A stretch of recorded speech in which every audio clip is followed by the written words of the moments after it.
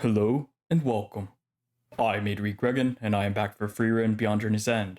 Today we are finishing up Season 1, finally, and yet already, we're at episode 28 now, and after this we have Season 2, which I probably won't have much of a break before getting into. I'll either do it at the end of this week or the start of next, but I'm really excited because this has been a phenomenal season, and even though the next one is like a third of the length, it's only 10 episodes, I've heard really good things. And that on its own is enough to make me all but certain that I'm going to enjoy the next season just as much as this one, if not more. But even if it's only a third as good as the first season, then it's still going to be phenomenal, and I'm not going to regret it one bit. It sounds like it's way better than that, though, so I'm really excited for it.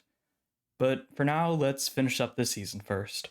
And this season is set to finish off with quite a bang. We've got the third test, and I assume it's not over yet. We've still got several more results to see, and normally I would say we may or may not see them because we don't know all these characters and not like main characters, but given the time we've taken to get to know all of them, and given that a person who I trust quite a bit in the comments told me that this finale is what made Denkin, like, solidified him as their favorite character, I'm really excited for this because Denkin is one of the people we have not seen the results for the third exam for the first class, the third test of the first class mage exam. My goodness, I need to find a better way of saying that, though I don't think I'll have to after this because I think the exam will be over. And I think Denkin will definitely be walking away with the title because I mean, if anyone's qualified, it's him, right? Well, if anyone's qualified, it's Fern, but Denkin clearly has proven himself. And we also need people like Ubel, we need Land, we need all these different people. So we're definitely going to see these results, which means I assume the first like half or maybe even the first quarter of the episode will be finishing out this test, and then after that we'll be partying a little bit more and saying goodbye. Not us though, because I'll be seeing you guys pretty soon. I'll probably be starting the next season as early as a few days, but more likely the start of next week. So I hope you're looking forward to that as much as I am, and also Vinland Saga, which incidentally I'm about to start. I didn't line this up at all, but it just so happens that I'm finishing Frieren and JJK Season 3 at like the exact same time, which is so funny to me in ways I can't quite put into words. Aside from the exam, the last episode was absolutely phenomenal. If you watched my video to it, and if not, then you should definitely go back and check that one out. It was my longest reaction video, like by a long shot, not counting the Raise arc because that was a full movie, of course, and JJK Zero, which was also a full length movie. This one was just a regular episode, and yet my reaction nearly reached 2 hours. I cut out a bunch of stuff actually that brought it all the way up to 2.5 hours, so I had so much to talk about, and I couldn't cut out any more because it was all really good stuff, if I do say so myself. There were so many different topics brought up, whether it's about the sentimentalism of items, materialism, whether it's about Richter and Denkin passing on his knowledge and his experience of walking through the journey of life and now watching Richter go through his own journey, whether it's about Frieren trying to understand other people and working extra hard to understand them precisely because she doesn't. She doesn't take advantage of the fact that she can relate to them because she's one of them. She has to work extra hard to get just as far, so she does because she cares. And probably one of my favorite parts of the episode that I'll talk about more when we get to the comment of the day, the comment section of the day, actually.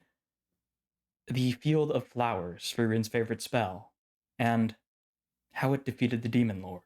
So let's not waste any time and just get right into the comment of the day. Now, the official comment of the day is by Wow Horak, a person who's quickly becoming one of the regulars, the top regulars, I should say, of Frieren, and hopefully will be once we get to Vinland Saga as well. Though I suppose there's also Frieren Season 2, so I look forward to seeing what else you have to say, Horak, because I'm really enjoying these comments, and there's quite a lot to say about them. So, what does Horak actually say here? First of all, he actually comments on the part in my prep where I addressed Darwin and his response to me effectively denouncing Frieren as the character as not being very empathetic, as not being someone we can really relate to. Darwin countered that he has a personal experience otherwise, that he relates quite a bit to Frieren, and it's been one of his main attractions to Frieren itself, the show. And that made me realize that me not being able to relate with the character doesn't mean that nobody will be able to, which I know it's a shocker, but it's something that even though you know inherently, it's too easy to fall into the trap of taking that as an assumption and not really giving it the thought it deserves. So, on that topic, Horak adds that it's not just about your personality and about whether you can relate to the little quirks that Frieren has, but there's also the aspect of age, right? And of the perception of time. Just like I mentioned last time with Denken, who saw Richter going on his journey on a earlier step in the ladder than Denken was and decided to pass on his knowledge. Frieren, even though she doesn't look like it, has also experienced quite a bit, right? Far more than Denken. So during this journey, we've seen a lot of regret that she's expressed. The first episode, the most we've ever seen her emote was her crying over regret for not getting to know Himmel better. I almost said Hyder, I'm sure you noticed that. I'm not falling for that trick anymore, thankfully, but it still gets me from time to time. Their names just get switched up a little bit in my head. But regarding Frieren, like, a lot of this journey is about trying to understand that journey that was in the past, right? Trying to not just understand her own emotions and not just connect with humans, but connect with her own journey, connect with her past. She feels a lot of nostalgia and looks back at all these places and villages and memories that she's had in the past, especially during those short 10 years. Horak even points out the Old Man Vol episode that, yeah, I saw just an absolute flood of positivity coming from the comments about people who loved the episode. And I assume their love for Denken is no different. It's these older people, these people who have experienced a lot. And I'm not saying that the audience is older. I'm pretty sure statistically most of us are between the ages of 20 and 40, but it's not only old people, it's not only the elderly who can experience these things, right? It's a spectrum. The older you get, the more and more you can relate to nostalgia. You can relate to missed opportunities. You can relate to looking back on memories or trying to understand your own past and how you feel about it. And Frieren as a show is really good at touching into that, but Frieren as a character is just as well. I mean, most of the emotional moments we see from her are her looking back, right? And recontextualizing the past. That's why this show does such a better job at flashbacks than most do. Because most just do them to fill the audience in. But Frieren takes a completely different direction. Frieren actually chooses to use those flashbacks and recontextualize them by contrasting them to the present, giving Frieren a new appreciation for them. And I think that's obviously the point, and I think it's been shown every single time we've had a flashback. I don't think we've been given a single flashback from Frieren that wasn't recontextualized as we were having the flashback. Sort of like if you've seen Project Hail Mary, the main character, Dr. Grace, getting memories, putting together his memories from his amnesia as the audience is, right? It is targeted flashbacks, targeted exposition, because we are learning about the past, but more importantly, we are seeing how it affects the character, right? And that's so powerful. It's so much more powerful than just doing flashbacks so the audience can get filled in without having to tell them everything. Because that is a fundamentally positive thing about that trope, right? I diss on it a lot, and I think there's a lot to dislike about it, but the idea of using flashbacks to fill in the audience is fundamentally a good thing. It's great to show the audience these things that happened rather than have the character just talk to another person, say, you know, back in the past, 20 years ago, I did this and this and this. Going back and seeing it is a great example of show versus tell, show, don't tell, I should say, actually being used well.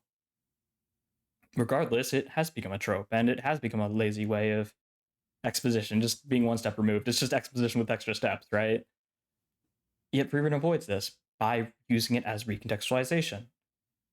And that is probably the biggest example I can use for what Horak is saying here. These regrets, these reflections, this nostalgia. And yeah, it's not just the elderly. We can all experience it. I'm only 26, and I relate quite a bit to looking back at the past and saying, oh, if only I'd done this, or oh, I didn't really think about it this way. Oh, now I feel this way about it, and I only get to feel that way because I've looked back on it and I get to recontextualize it. I suppose the conclusion I want to draw here is that my definition of empathy, despite being a hyper empathetic person, was a little bit limited. And I think the comments of the last episode and this one have really sent that home for me and changed my perspective. Because it's not about empathizing with a person because they're similar to you, right? It's finding parts about people to empathize with. And I think the latter is so much easier and allows you to empathize with so many more people. I can't empathize with most of Fern, but I can empathize with her sentimentalism. I can empathize with her frustration with other people. Even if I can't relate to her affect, to the way she presents herself, to the way she thinks about a lot of things, to her immaturity in a lot of ways, because of course she is, right? She's a teenager. I can relate to other things about her, and that allows me to empathize with somebody I might not have otherwise. Obviously, Frieren, I'm a lot more emotive than her, right? I have a lot less experience than her. I think about things a lot less. I have a lot more sentimentalism than her. There's not much I can really relate to her. She seems very separate from me and, by extension, humanity, which is a huge leap, but one we often do anyways. However, I can relate to looking back on the past and having a new perspective on it. I can relate to going back to a place I've been before and being like, wow, things have changed a lot, or things haven't changed a lot, or wow, I don't look at this place the same again. I can relate to wanting to understand myself better and going outside of my comfort zone in order to do that. So, with Fern and Frieren and many other characters here, if you take the perspective of empathizing with parts of people rather than all or nothing, either I can relate to you or not, your world expands, and my world is expanding, and I'm going to take them moving forward. So, thank you, Darwin, and thank you, Horak, for that. The other two things I wanted to talk about in this comment are a little bit shorter. First of all, the reference to the flashback back in the second episode, where we see the flower spell being used and Himmel just smiling as if he's seen it before. Meanwhile, Meanwhile, Eisen and Hyder are surprised and delighted, right? As Horak says here. But the different reaction from Himmel initially comes off as him just smiling at Frieren, right? Because obviously, why wouldn't he smile at her? And I don't think that's wrong, not far from it, but I really like the idea that that's not all there is to it, right? He's smiling because he has seen it before, because this flower spell has such a good memory in him, such a formative memory of his childhood, of first learning to love magic, and probably first learning to see it more than a tool for battle. If not for that memory, he probably wouldn't have become a hero at all, but I'm getting ahead of myself talking about that. We'll get to that in another comment we'll be getting to here. Finally, just a small adjustment to what I was talking about last time regarding Richter and regarding people having like sick time off. Naturally, that doesn't really apply in Richter's case, right? Because he's not really an employee with a boss.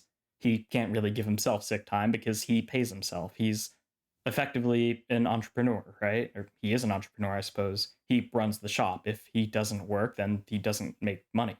He doesn't have employees here. So yeah, it's not really a thing of the past, which was a side note I noted that, oh, people today have protections that the past don't, and I don't take that back because that is true. But there are people today who are in Richter's case, right? I can't afford to take sick days off. I can't afford to get off work because I'm not feeling well, because I literally can't afford to. I just won't make money without it. Now, does that mean you should work yourself to the bone and beyond, that you should risk your own health for your work?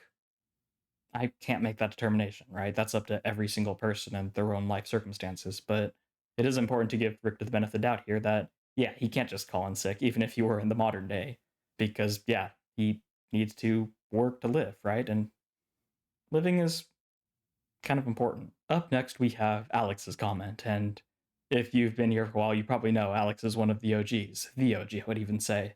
And as you would also probably know, he has quite a bit to say here and quite a lot of detail that I'm not really going to be sharing in this. So please do go back to the last episode, go back, check this comment, and like the comment while you're there, because I'm not going to read this whole thing out. There's too much to read, and there's so much that is worth reading, so please do go back and check it if you haven't already. But there are a few things I do want to comment on here. The first one is, of course, a reference to me talking about how the climax of this arc, the whole mana suppression thing, take a shot every time I say mana suppression instead of mana detection. The mana detection thing that Frieren uses, right, to defeat her clone, effectively. The comment I made on it was how it would be enhanced greatly just by adding clues before it, right? And we'll get to this when we get to Darwin's comment, but I made the idea, I suggested that Frieren could have brought it up to Fern when she was training her back in the start of the season, start of the show. And little clues like that are what Alex is commenting on here. He notes how it is difficult, right? And it's more difficult than I claim it to be. And again, we'll get into it with Darwin, but there are flaws in the way that I presented it. And that was just an example, obviously, but when it comes to actually writing the story, it's a lot easier said than done. And I don't want to downplay that.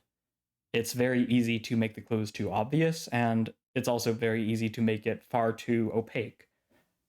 I don't remember who left the comment, but somebody mentioned that it was sort of hinted at with Denkin noticing that Frieren had stopped detecting mana back in the first test, and that one was a little too opaque, right? It's a little too detached from what's really going on here to the reveal. So that's a good point here, something to add. And also the fact that it probably won't really bother most casual audiences, as it clearly didn't with the comments and the debates I've had with the commenters for the last several episodes. But again, I don't want to downplay that, and yet I also don't want to ignore the importance of having these towards making a good story, right? Especially a story as incredible as Frieren. It's not a serious critique or something that'll actually make the show worse, but it is a way that could make this show, and that I hope will make future stories better. Now is a good time as any to talk about Lernen, which was the through line of this comment section easily. I unfortunately missed out on the hints that the commenters were dropping on me, and also that the show was very cleverly building up, which proves just how good the show is at that generally, and that the Frieren mana detection thing was more of an outlier than an actual issue with Yamada. We can see how good Yamada is at just by looking at Lernen. And I love how this steady build up to this sort of reveal takes one of my favorite axioms of writing a good mystery: giving the clues to the audience in the wrong order. So what do I mean by that? Well, let's look at it through this example. Back when we enter this city for the first time and we're getting ready to take the test, Frieren tries to present her outdated emblem, right? When she goes to the register to show it, an older man walks up and actually recognizes it, implying that either he was alive during the time when it was relevant, or that simply it's a relic, a symbol that is relevant to perhaps like the clergy, perhaps to his like lineage or whatever. And it's a neat little note, like, this is actually a real thing, and people are noticing it, and older people recognize it and respect it. That's pretty cool. And we kind of leave it at that. Fast forward a little bit to Senza's test, and we hear that Senza noted how she didn't actually create the golems. A mage called Lernen did. And these golems are incredibly powerful, right? They are so strong that even the clone Zenza is no match for them. They can easily get the test takers out of any danger they can be in. And as we saw at the end of the test, they can even heal up wounds, which are quite egregious. You could argue that they may or may not be fatal. There was a lot of torso shots, which we'll be talking about in a little bit, but what matters is that these golems are incredibly competent and incredibly skilled, which means that the mage who created them is even more so, whoever this Lernen is. The last piece of the puzzle comes out with the previous episode, the one we just watched, where we see the old man that recognized Frieren's holy emblem several episodes ago, like almost 10 episodes ago, I think. And he's standing there next to Zedia with all the other test proctors, right? Then Zedia addresses him and calls him Lernen. And this is the part that makes me, and probably a lot of you, sad that I didn't catch on. The fact that the same old man who'd recognized Frieren's holy emblem in the reception place is the same Lernen who made those golems and has been hyped up quite a bit, especially with what happened last episode with him recognizing that Frieren is suppressing her mana, something that pretty much nobody's been able to do. It's kind of incredible, and he's clearly really talented. He's the first class mage and also one of Zedia's students. He created these golems, he recognized the holy emblem. Like, this is such a cool way to piece together this mystery, and I'm really sad I kind of missed it, but I'm glad you guys pointed this out because, yeah, my eyes are definitely on this guy. He's clearly no joke, despite his soft, gentle demeanor. And of course, there's also the elephant in the room that Zedia casually mentions that he would be able to defeat Frieren, even though he probably will never get the opportunity to fight her. Terrifying prospect. Though I suppose Frieren's defeats have been at the hands of humans, right? 6 of them, if I recall correctly. So maybe it's not that special, but it is certainly noteworthy, isn't it? To quickly summarize the main point of Alex's comment, like I said, read it on your own. Either go back to the video or just read it on here if you can read while listening to me. But the TLDR is that Zedia is implied to be far, far older than Frieren, potentially 10 times older, as old as 10,000 years old, if not older. So this is really interesting and has a lot of kind of frightening implications about Zedia, as if there weren't enough already. Moving on to the next part, or I suppose the conclusion of Alex's comment here, or the main part of his comment, is that Zedia certainly had the power and the capability to defeat the Demon King, right? She certainly should have been able to, and I think she was able to. I think she didn't really care to, but I think the real reason why she didn't comes back to the point where that was actually addressed in the show. Addressed by Flamma during the flashback. The flashback, during one of the flashbacks. The flashback where they talked about defeating the Demon King and why it needed to be a mage of a peaceful era. And I think the crux in that lies in the fact that Zedia would easily have been able to defeat the Demon King, but she wouldn't have been able to bring out an era of peace. Now, they were pretty cryptic when explaining this, as Frieren loves to do. They said that it takes a mage of a peaceful era to bring about a peaceful era. And I think, much like with Lernen, the implication of that is something that you can start to piece together now that you have a lot more of the full picture and a lot better of an understanding of how magic works. I think the implication that we can gather from this is that, much like how magic is a world of visualization, of how well you can mentally imagine the magic you want to cast, the same thing applies to changing the world. And when you think about it that way, that applies to far more than the show, right? That's not fantasy, that's fiction. That's not even fiction, that's just real life. If you want to change the world around you, you have to be able to firmly imagine that change, and you have to really want it. You have to know how to attain it. And I'm starting to bleed into discussions with JJK a little bit, I think, but I think this is why a lot of you will probably agree this was such a great show to pick up alongside JJK, because their magic systems intertwine in some quite interesting and nuanced ways. Most importantly, the visualization aspect. So, how does this apply to Zedia? Well, if she defeated the Demon King, she wouldn't have done it to bring about an era of peace, right? Because she's a creature of war. She's a creature of battle, of strength. So, sure, she defeats the Demon King, but that won't usher in an era of peace. Because just like how if she tried to create a field of flowers with a magic spell but couldn't visualize it, wouldn't really work, right? So if she tried to defeat the Demon King to bring about an era of peace without really believing in it, it probably wouldn't work either. Whether that's like an actual magical thing or just a symbolic thing or just a real thing, like I said, in real life, it's a similar way. I think the essence is the same, and I think this might even be touching upon a core tenet that Frieren as a show is going to present to us.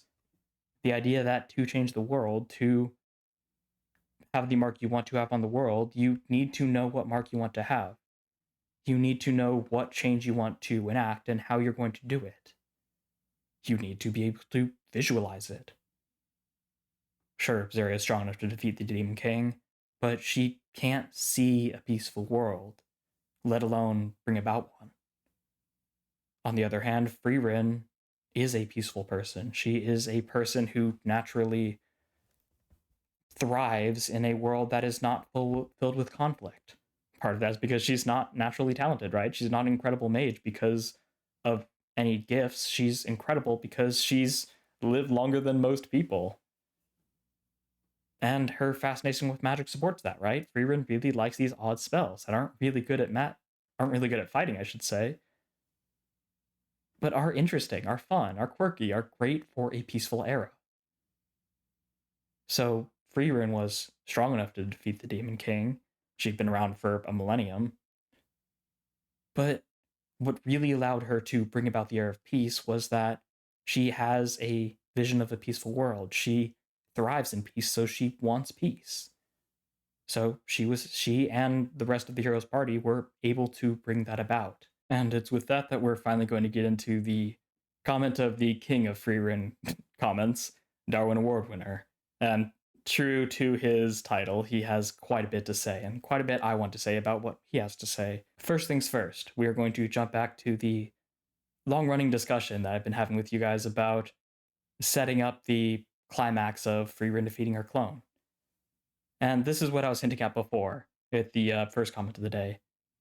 The true comment of the day, if you would. Darwin's first point brings us back to the long-running discussion and debate I've been having with you guys about Frieren's climax defeating our clone, the mana detection part. And the example I brought up, the potential solution, was having Frieren mention it to Fern as she was teaching her back in the start of the show.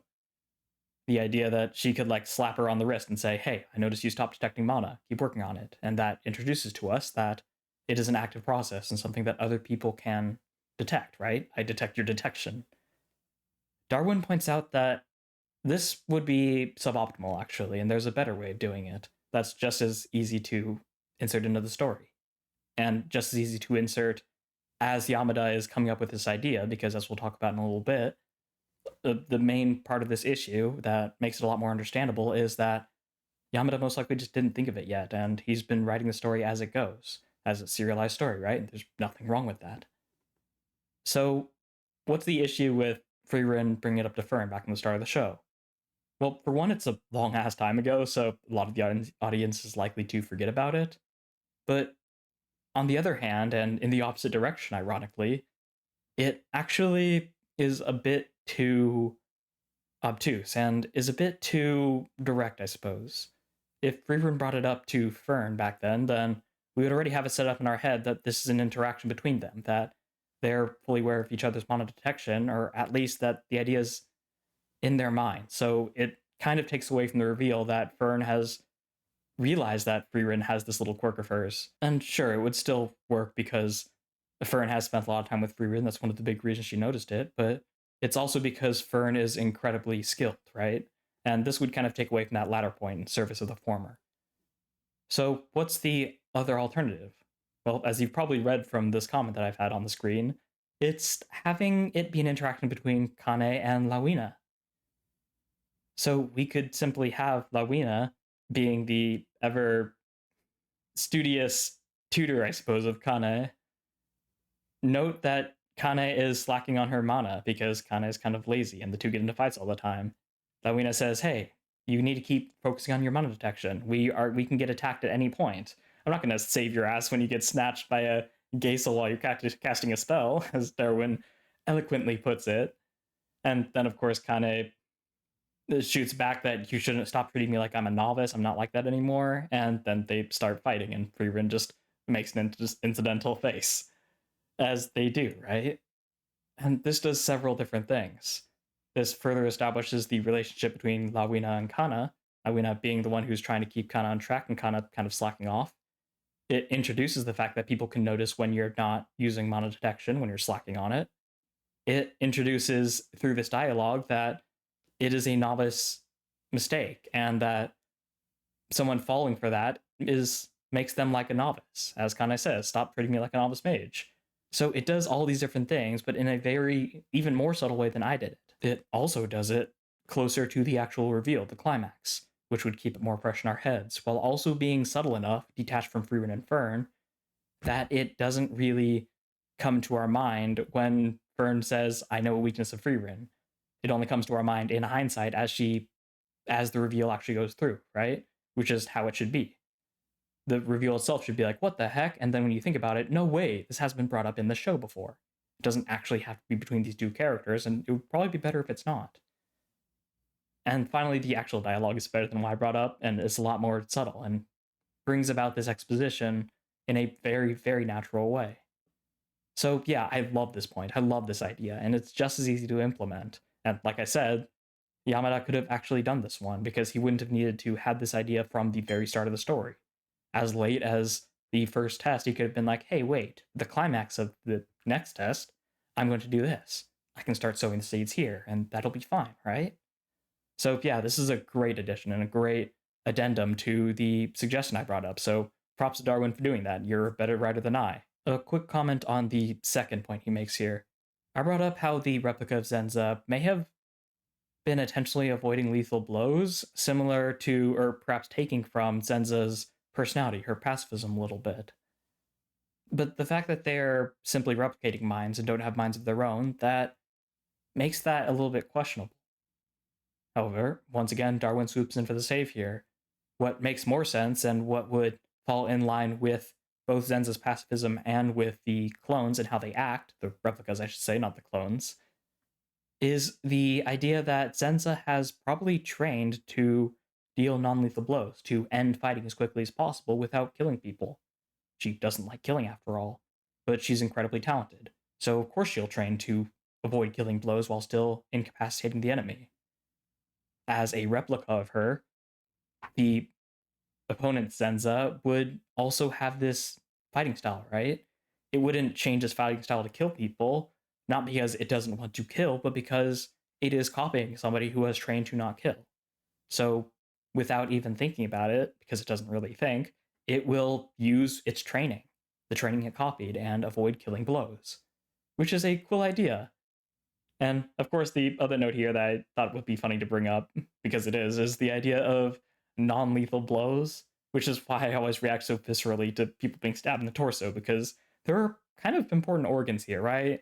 I mean, there's the heart, of course, but there's also the lungs, which won't kill you instantly if it gets pierced, but is very dire. So thank goodness that golems have healing magic, otherwise that would have been a really, really bad time.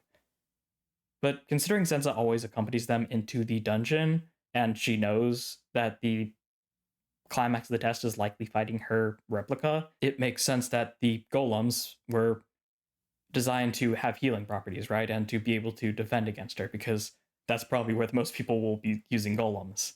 And the whole point is to avoid them dying. So it makes a lot of sense. And once again, a mention to Lernen for actually creating them and creating them to these specifications, because he's incredibly powerful, apparently, and a little bit frightening, but he doesn't seem to be like antagonistic, so I can only feel reassured that we have someone like that on our side. For this next part of Darwin's comment, I wanted to talk about the spat, if you would, between Fern and Frieren, and about the topics of sentimentalism and materialism that were brought up by it. And in this part, Darwin brings up how Frieren has a lot of good reason to not be very sentimental, not be very materialistic. After all, she's lived for quite a while, right? Things like wooden staves would break fairly often, and even the wood itself probably wouldn't last forever, wouldn't last as long as her, right? So Frieren minimizing material possessions and her attachment to them is really out of necessity more than anything. And I think we can see that. It's not a base part of her personality. And we see that with something that happened many, many episodes ago. The ring Himmel gave her, right? And I really like this callback that Darwin made, because I did not make this connection. I'm so glad that now I can. That episode actually laid the groundwork for this one quite well, right? Once again, showing that Yamada is really good at this. It's just a matter of he most likely didn't think about the climax of the second test until it was pretty much time for it. And thus the fact that he actually did it in such a convincing way that didn't feel like a Deus Ex Machina is quite impressive. But regarding this part, back when Frieren almost lost the ring that Himmel gave her, due to them being attacked by a monster, Fern was insistent that they find it because of her sentimentalism, right? Her attachments. And Frieren wasn't really against it. Even when they got it back, Frieren seemed to be happy about it. It seems like she cares about it, but when asked if she was glad to have the ring back, she said maybe. She didn't quite understand it herself.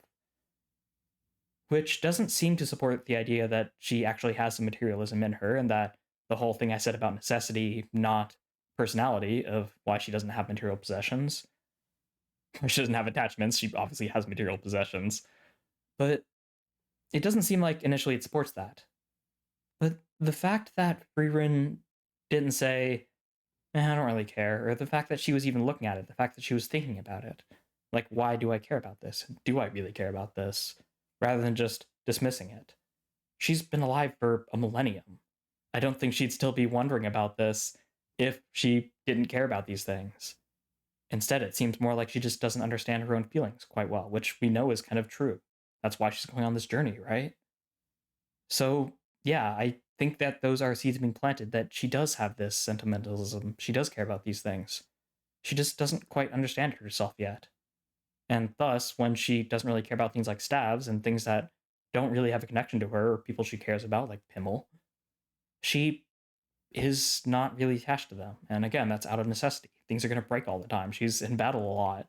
She's just old. Things are going to wear out due to her perception and existence through time. Which is a really, really cool support of what was already a great idea presented last episode. I guess represented because it was already the thing in the story. And yeah, just more praise I just gotta heap onto Frieren. And I feel like this is the finale of season 1, so good a time as any, right? And finally, for the last part of Darwin's comment, I wanted to bring us back to the flower spell that I discussed briefly. I did say I'd be mentioning it more later, and this is a really interesting implication here, and a really interesting introspection, really, on Darwin's part about what was commented last episode about Frieren's favorite spell being the flower spell. And there's a comment, I think, later on here, and a couple of people mentioned the idea that the flower spell, despite seeming useless and being stated as useless by Zedia, was effectively the spell that stopped the Demon Lord, right? Because without it, the heroes party wouldn't have come together. They wouldn't have gone back to look for Frieren, and she wouldn't have gone face to face with the Demon King. At least not in quite a while. Normally, that's where I leave this analysis off. The conclusion would be that it's the spell that defeated the Demon King. Cool. But there's a lot more that's worth saying here.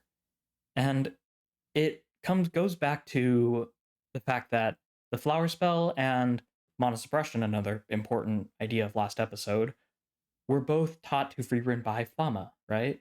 And they're probably the two most important spells that she passed on to her student. Monosuppression was actually taught for the purpose of defeating demons, right? And eventually the Demon King. Whereas the flower spell was really just her favorite spell. So we have these two legacies of Flamma being passed on to Frieren. One to kill the Demon King, one just for fun. Zedia obviously preferred the former, right? The one that can defeat the Demon King, the powerful one. Frieren is partial to the latter, though, which is odd, first glance. But with the last episode, and with the last several episodes, we've learned that the Demon King immediately caught on to the monosuppression. So the purpose that it was taught to Frieren for, and that she put all this effort into it for, actually didn't work. It was a massive failure. It didn't work against the Demon King at all. He saw right through it. To further support this, the height of magic that was referred to last episode of Frieren just practically obliterating Fern without seemingly using any spell was what she used against the Demon King. She said she hadn't used it in 80 years, so that's the heavy implication. All of this supports the idea that the monosuppression did not defeat the Demon Lord. What about the other spell that Flamma taught Frieren? Well, as we just mentioned, a flower spell was effectively a spell that defeated the Demon Lord, I said, and I kind of gave away the answer there, but let's dive in deeper. What did the flower spell actually do? Well, it probably didn't defeat the Demon Lord. She probably didn't use it after the monosuppression didn't work, and he lost his will to fight after seeing such beautiful flowers. So, who knows, maybe we'll get that flashback next season. But what I think it really served to do, and what we've talked about a little bit before, is that it helped a lost child Himmel make his way home, fall in love with magic, and also the elf who used it, and seek her out later. Not only did Himmel probably become the hero he was going to be because of that flower spell, but he recruited Frieren because he saw it as well. In other words, out of the hero's party, the 4 members of it, the main hero himself and Frieren, whose heights of magic most likely was actually what killed the Demon King, the 2 most important parts that defeated the Demon King would not have come together. So it's kind of hard to say that the flower spell was anything other than the decisive tool that brought down the Demon King and brought in this era of peace. Which, again, calls back what I just realized right now, the fact that it was a peaceful spell that brought about a peaceful era. So it's not just visualizing a peaceful era that brings it about, but also it's a result of the butterfly effects, I suppose, of these spells that were most likely created and really do belong in that peaceful era. Peace begets peace. Peace follows war, but peace begets more peace, right? And I think this fact that the spell that defeated the Demon King was a peaceful spell really drives that home. And that's such a cool little detail and such a thorough exploration of what actually ended the era of war and of trauma of the Demon King. With that, we move on to the second to last comment I'm going to bring up here. It's a full party, a full celebration of going through the comment section, because it is the season finale, so I think it's only fair. Here we have another regular, and right up there with Darwin as one of the kings of the pre-written videos that I make, Mr. Light. And I'm only going to be bringing up a few of his points here. The first one is a praise of the storyboarding of this episode and of this part of the arc. Obviously, the third test is going to focus on those who pass the second test. Duh, right? So it's really cool that this in-between this bit not only about celebrating those who succeeded, has a distinct focus on those who failed. There's, of course, the focus on Richter, right, and being consoled by his team, which he claims he doesn't need. But there's also Lawina, right, being consoled by Kana, which was a great subversion, how she actually accepted that help. And I guess you could add Stark too, though he didn't really get taken here, so he wasn't really technically a loser of the test because he never participated. Regardless, the focus on these people who lost and who are not going to be moving on to the next test, I suppose, is really cool because we're moving on with the people who have passed the test. And it makes me wonder if this next one, this final episode, will also be about the losers of this last test, which will be most of them because Zedia is Zedia. But it's just a really cool bit of framing, a bit of storyboarding of this arc, that we focus on people who lost because it's important, right? They didn't just lose so we should forget about it. They're characters that we've grown to know and love because Frieren is just that good at making us care about these characters. There's also a quick mention that Mr. Light tried to tip me in about Lernen, but I definitely did not catch on to it, so that was my derp. Oopsies. But the last thing I wanted to bring up with this comment is the comment about how Zedia potentially learned mana suppression not because she really cared about it, because she doesn't seem to care too much for it. I mean, she certainly doesn't need to refine it to such a degree, right? I'm sure learning it to some degree would help, but there's no way you're going to underestimate her, even if you're like a really low-level demon, because her suppressed mana is equal to Frieren's unsuppressed mana. At that point, there's basically no point suppressing it at all, right? Because it's so ridiculously large. Instead, Mr. Light brings up the idea that she might have learned it after Flamma either passed it on or mastered it herself, and did it as a sort of challenge to herself, to see how quickly it would take to master it, and how well she could do. Now, the place where I differ slightly from Mr. Light's theory is that he thinks her line about taking a century or two to master it without innate talent implies that she did have the talent to master it in that time frame. Mr. Light's conclusion is that, like Lama, Zedia also was gifted, had this innate talent, and was able to master it in a similar time frame. But I actually think it's the opposite. I think the contrast she's trying to lay out is because of experience. I think it probably took her a century or two to master it, because she wasn't able to do it like Flamma. I think she did it as a challenge to herself and learned how long it normally takes to do it without that insane gift that Flamma had. And that's how she can say it takes a century or two to master it. And I think that's a little more interesting too, because she's actively noted how Frieren is nothing special. It's really just her age that makes her so much stronger than those around her. So it would be cool if Zedia also has that. She's also fairly ordinary in certain ways, but unlike Frieren, who devoted so much of her time into perfecting mana suppression, Zedia moved on to other things and focused on strength, right? As she comments on, you should have done this. You would have been a lot stronger if you'd done this. Also, probably peaking from experience. And finally, we move on to the last thing I really wanted to talk about in this comment section. This one is by a first-time commenter, as you can see by the first part of his first-time comment. It's by Dennis Pokemon Meister. Awesome name, by the way. But what he brings out is a really cool perspective, and I really hope this isn't his last time commenting, because it's a really, really good comment, and brought out an idea that I hadn't really put to words before, and something that I think has been brewing in the show. The idea that all 4 members of the hero's party were ironically not all that special. Don't get me wrong, they were incredibly powerful, but they weren't one of a kind. They weren't generational talents by any means. I mean, I actually forgot this mention before, so I'm glad this was brought up, but the hero of the South is said to be the strongest hero. Even he was defeated by one of the 7 sages, back in episode 1-6, apparently. And it seems that since he's the strongest hero, he's probably stronger than Himmel, which means Himmel was surely gifted, he was powerful, but he wasn't a man-made hero, right? Man-made. He wasn't a born hero. He wasn't this generational warrior who was destined to defeat the Demon King. And we saw that in him not being able to take the sword before, right? He decided to be a hero anyways, and define his own legacy, despite not being the chosen one. Frieren is of course powerful, but as we've talked about in this prep, she's not exceptional. Zedia is open to admit that. And Zedia herself is on a completely different level.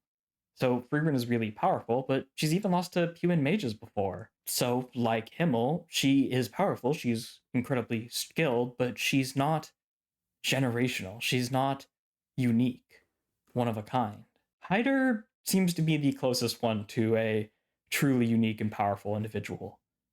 His mana being about 5 times the strength of Frieren's suppressed mana, which is quite high, at the age of 20 means that he was incredibly powerful for his time. I suppose what makes him less than special is the fact that he was constantly drinking and limited by his own personality. Aizen, we haven't really seen much of it, but he does seem quite powerful, though we don't hear him being talked about, so we have no indication that he was this generational talent, right? They're probably dwarves stronger than him, though it's interesting how we haven't really met any dwarves, or at least not many. Put them together, and they defeated the Demon King. They defeated Aura, though they weren't even able to kill her. She was able to escape. Qual, they had to seal away. So these people are not legends. They are legends, but they're not unique. They're not the absolute peak of the peak. They just accomplish incredible feats anyways. And I think that is really goes to show how right Frieren and even Zedia was in saying that they were not just lucky, but gifted in ways that Zedia doesn't seem to understand. They were very powerful. They were very skilled and very qualified to go on this journey. But what really caused them to accomplish it was their will, their connections with each other, and the things that set them apart from those around them, from their contemporaries, are unique parts about them that is not directly related to strength. And I think that's such a cool perspective. And again, really supports the idea that it's about so much more than strength, right? It's about your will to succeed. It's about your qualities that are not directly related to things. It's not just about how big of a spell you can cast. It's about whether you can cast a spell with flowers. It's about seeking out those who helped you in the past because you know their hearts are true. It's about loving magic to the point where your favorite spell is summoning a field of flowers. It's about being so grateful for people who've helped you in the past that when you go out on your journey, you seek them out, even though you could probably find stronger mages or seemingly stronger mages much easier in the capital. It's about all these little things, right? That Zeria just doesn't seem to understand. This was the perfect party to defeat the Demon King, even though they weren't the most qualified. And that just makes their accomplishment and their legend all the more inspiring. And I think that's a great place to end off this really long prep to celebrate the end of season 1 of Frieren. Now, if you want to be a part of the next prep, which I'll probably still do for season 2, episode 1, I'll probably do one for this one. If you want to be a part of that, or just if you want to share your thoughts, because I read every single one, even if I don't bring it up here, then go ahead and leave your comments in this video. I really appreciate it. Now, I don't read every single one out loud, as you can see. Usually I only have one comment of the day, but I do read every single one. If I've reacted to it, then I've read it.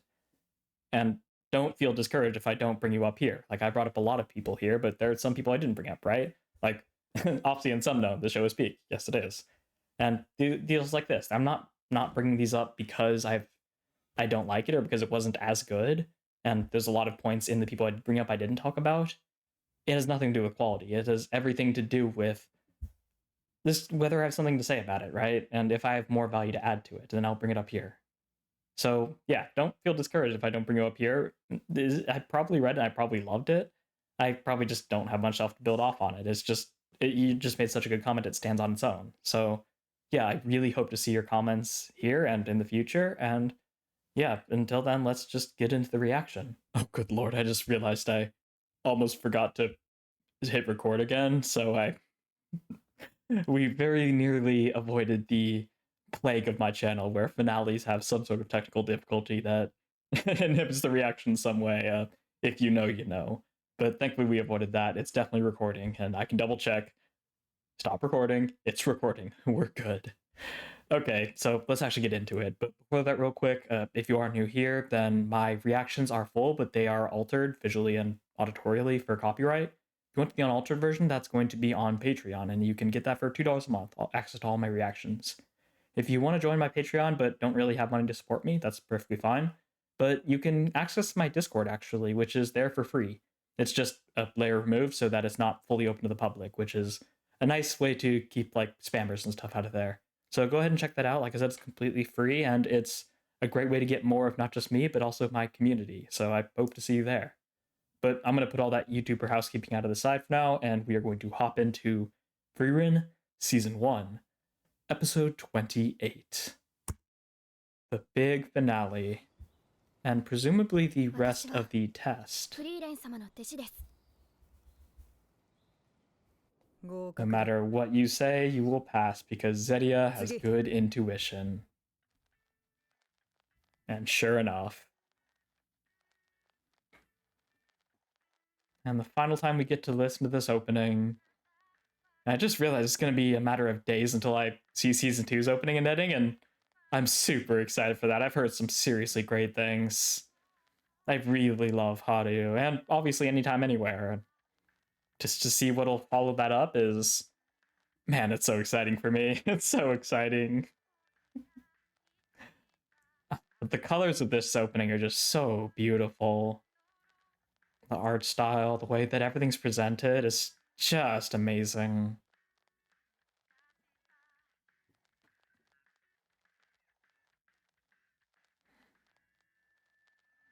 The fact that this entire arc has just been the first class exam is also insane. Like, we should give some credit to that.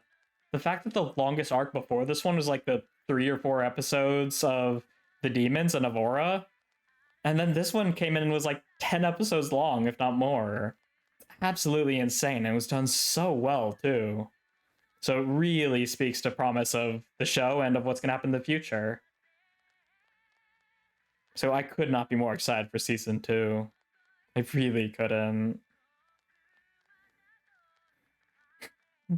The fact that we, when we see the Heroes Party, Frieren smiling, and then we see the present day and Fern smiles. 宮廷魔法使いの電剣。 Okay, we are starting with お前の Denken. ことはよく知っている。 This up a bit. それは光栄だな。 He looks tall next to her. 軍所属の魔法使いの叩き上げが今や北側諸国で最も権力を持った魔法使い。 So he's not being failed right off the bat, which makes sense. 正直、お前が若い頃に Really? To make you, 血の気と野心に満ち溢れた。 That looks really familiar. That reminds me of, Stark's... 私は燃えかすには興味はない。 Looks a lot like, oh... Is he gonna... She gonna... そう思っていたのだがな。 Okay, she's just putting me on an emotional roller coaster. Oh my goodness. 今は違うのか。 I might. That depends on you. 私を見たとき、どう戦うか考えただろう。 He's clever. の一瞬だけだ。すぐに諦めた。 Because I knew better. 合格だ。まだ燃えている。普通は戦うだなんて発想は湧かない。 Yeah. He still looks for a way out, a way to succeed. Awesome. Okay, you, Belle, here we go. This... I've been waiting for this one. Just like that? No way. 会話が必要なのか。 I mean, you've effectively killed 2 first-class mages.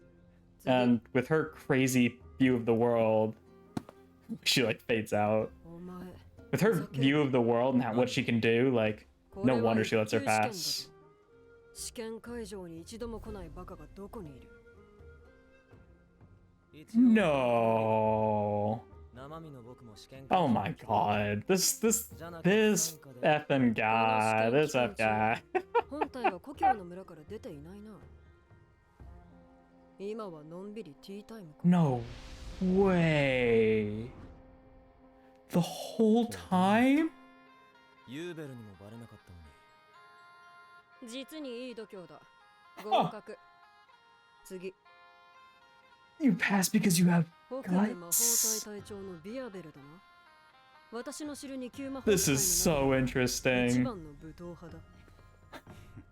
私を一 Yeah, it's kind of hard to believe he's only second 相 class. 手だと悟ったな。 I guess it just shows just how high the first classes are.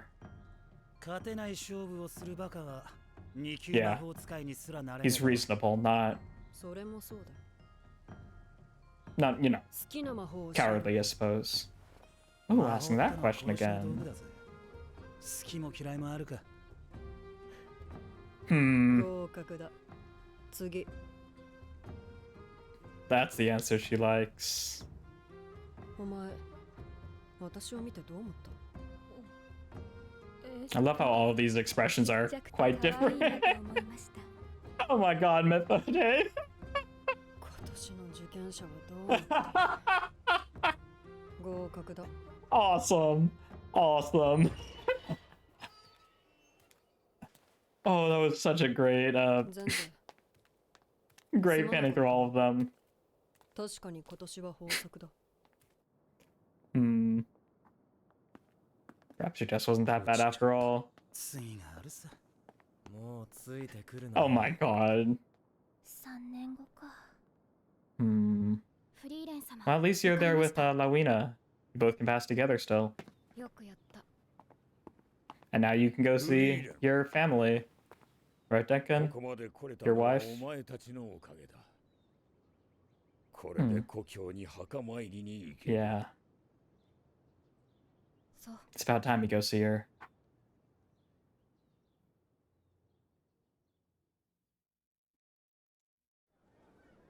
What a legend.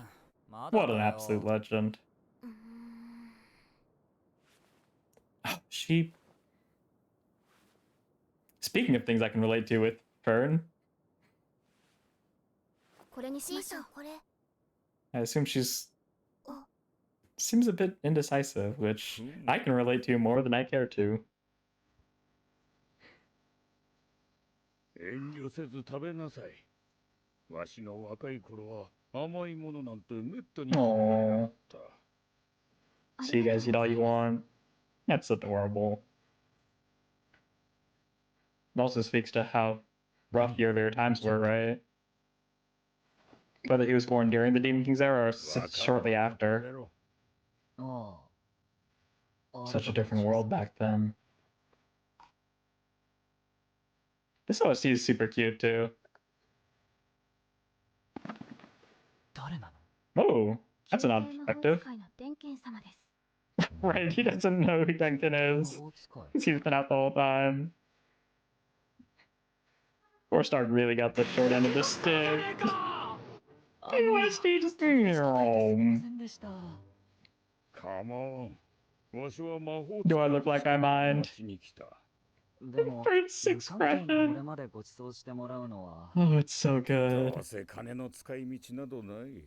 ないってことはないでしょそうです。お孫さんとか。Hmm. わし Do に you? は子も孫もおらん。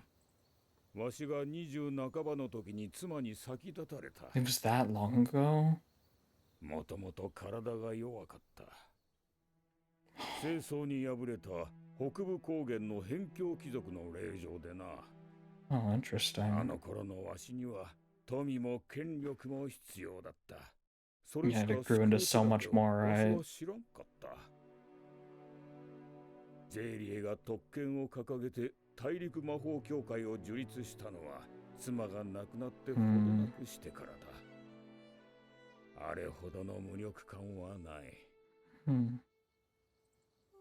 本当に皮肉なものだ。今ではわしは国ですら動かせるというのに。 If only I had that kind of フェル power in the past. わしにとって魔法は清掃の道具でしかなかった。フリーレンに伝えてくれんか。 Yeah. 魔法が楽しい Not too different もの from だ people who see it just as a means of killing, right?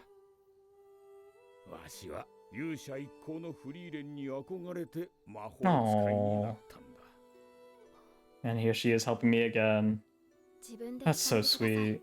ださい。 sweet. きっとフリーレン様も喜びますよ。 Definitely. そうだな。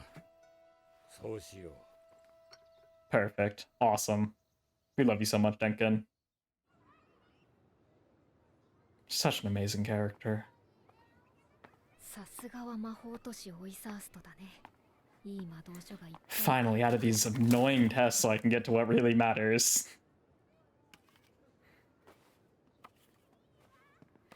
おいババ Gonna have to put those down. このカゴに入れればいいのか Nice. He does like his levitation. あれを無視はねえだろ My hands were 私だっ full. て少しは悩んだよ。少しだけか意外なもんだな勇者ヒンメルの仲間なら I'm just a person. Ooh. 何？ The little light witch.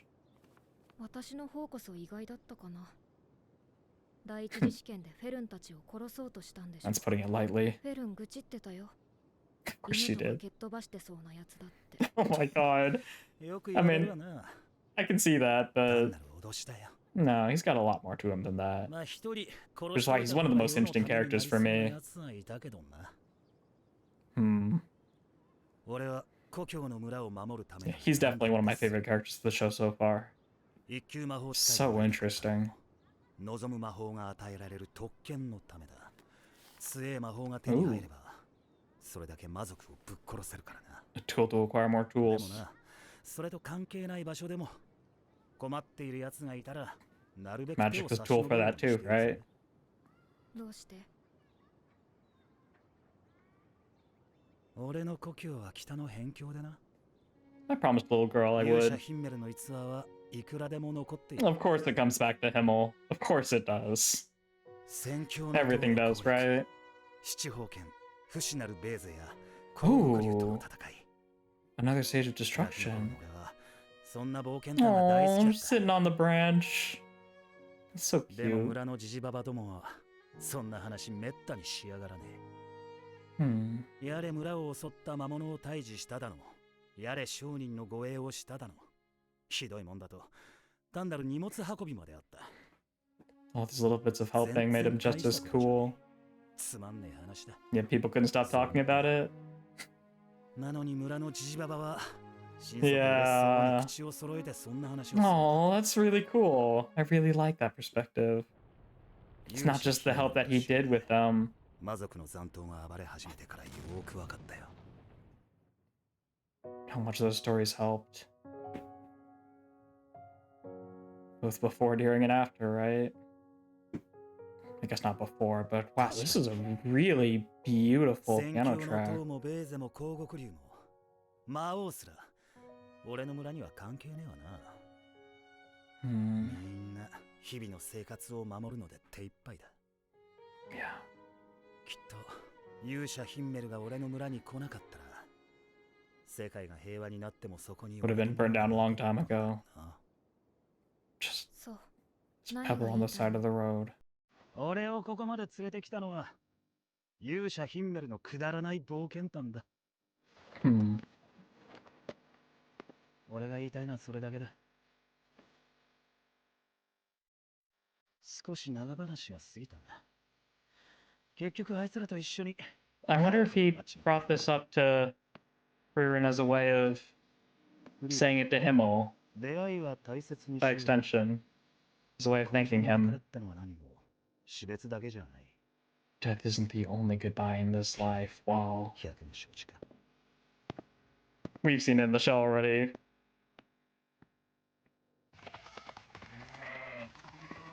フリーレン、魔法で向こうまで順番に運んだりはできないのですか？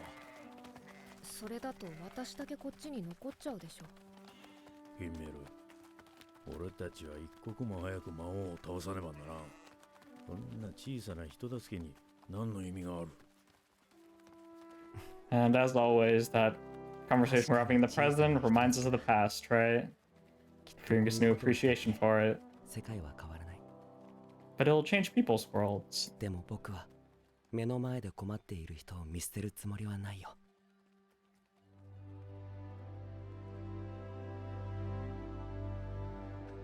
It's just that simple, huh? 大丈夫だよ。 It won't change the world, but I just can't ignore it 世 anyways. 界はちゃんと変わっている。 Oh, what a cool conclusion. It changed it anyways because of people like Weirbo, right? There's gonna be so much to talk about. This is gonna be a long ass video. Even longer than the last one. God damn it. すごく嫌そうな顔してる。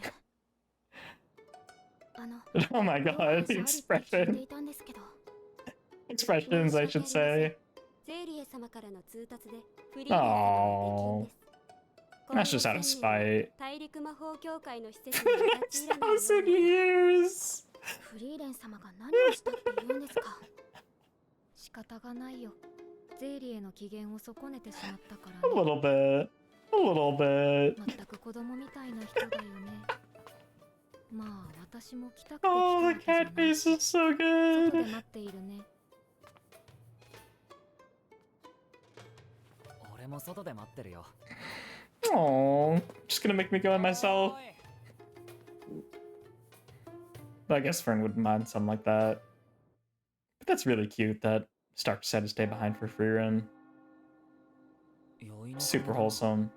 そろそろ特権の授与が終わる頃かな。あ Hmm. 一 I 級 have a 魔 bunch 法 more 使い first class mages now. この世界で50人もいない魔法使いの頂点か。フェルンも立派になったね。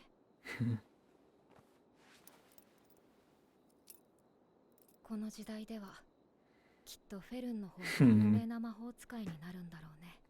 I wouldn't doubt it.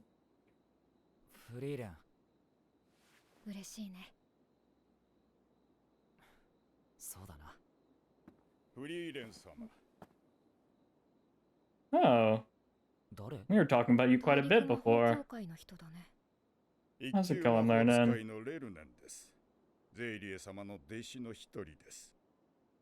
ゼイリエ様がご迷惑をおかけしたようで。構わないよ。 He really does seem like quite a good 昔からそういう guy. 人だったから。どうしたんだよフリーレン。 Why are you actually out here? やっぱり見えているね。私の魔力の揺らぎが。とんでもない手だれだ。平和な時代には似つかわしくないね。そうですね。私は戦いしか知らないうん時代遅れの魔法使いです。 Don't tell me he came out here so he could fight Frieren after what Zedia said. 魔王軍との戦火の時代に生まれていれば、名だたる英雄たちと共に歴史にその名を残したであろう。 Yeah, so he and by extension Duncan were likely born not long それで after 私 it. に何の用なの？ゼーリエ様の弟子の中で歴史に名を残したのはもはやおとぎ話となった大魔法使いフランメのみ。私が老いて死ねばあの方が生きた私がまた一つ消える。 You regret also not being 私はあの方を未来で一人孤独にさせたくないのです。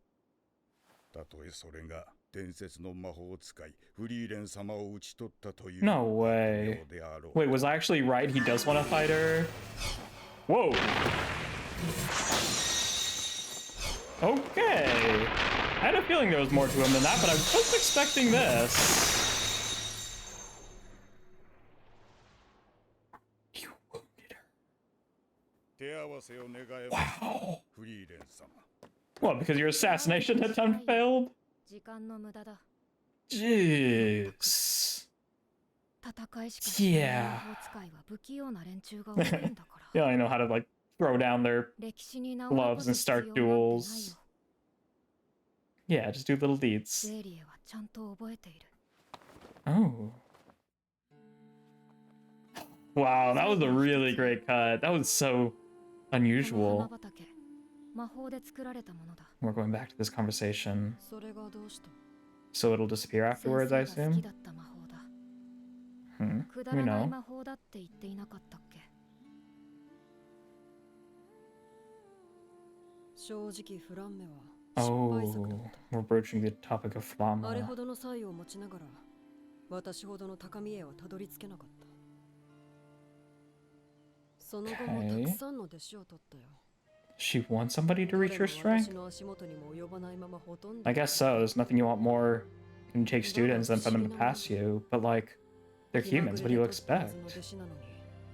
一人一人の性格も好きな魔法も鮮明に思い出せる。 There he is. フリーレン Favorite spell being the golems. That な makes ぜか私 sense. は弟子を取って後悔したことは一度もないんだ。 Really? たとえ歴史にその名を残せずとも。 A little bit of depth to Zedia 自分の弟子 too. にすら素直に気持ちを伝えられないんだ。 Probably because, like you, she doesn't 子供 quite みたいな understand 人だよ it.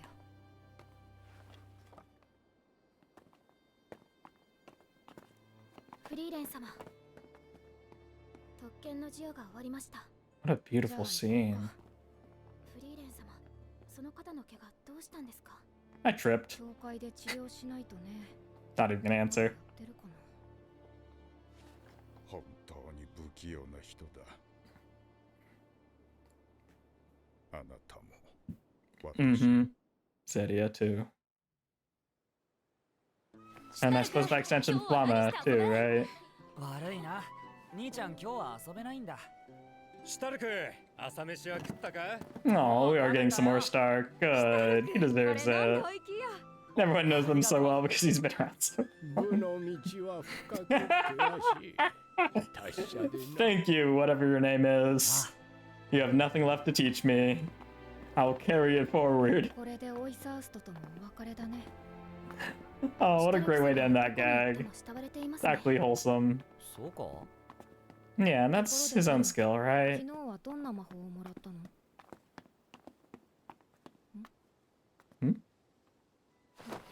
Gonna show her? Oh, that's an interesting あり smile. ませんか？服が綺麗になっている。ん？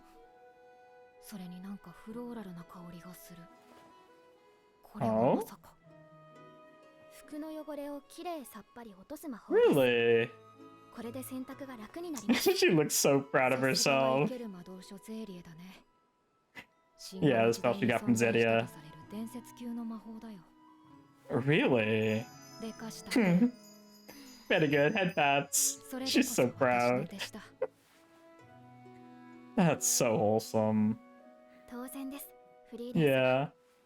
Now she can ゼー proudly リエ be 様 your はすごく student. 嫌そうな顔をしていましたけど She's got the same expression as Frieren. だろうね。いい君 Of all the spells you wanted that one?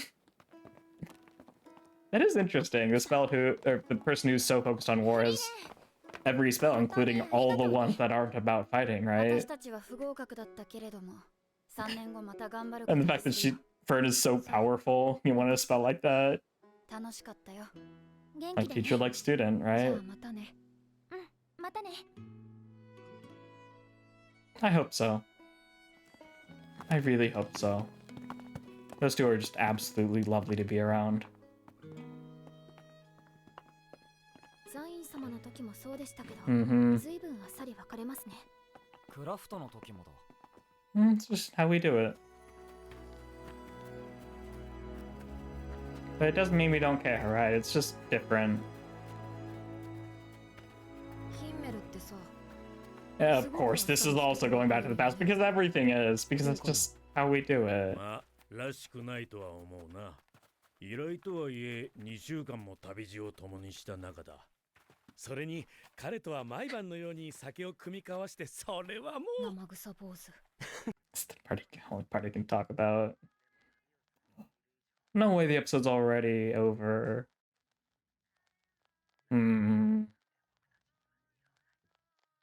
That's why it's matanen, right? Not sayonara. See you later, not goodbye. Oh, that's the title of the episode's named after the fact that...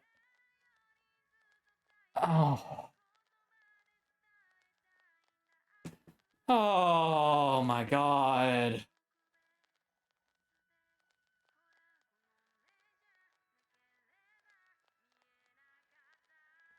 Oh, the vibes are so good.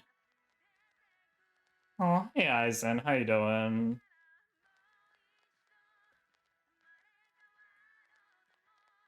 Flama's office.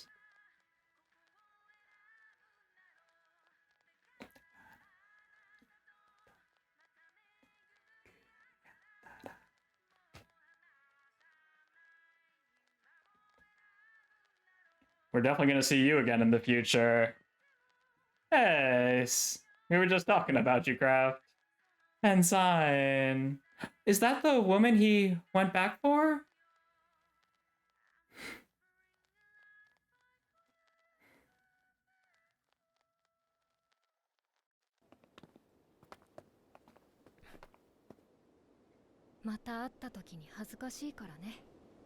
And she answers. 何ですかそれは。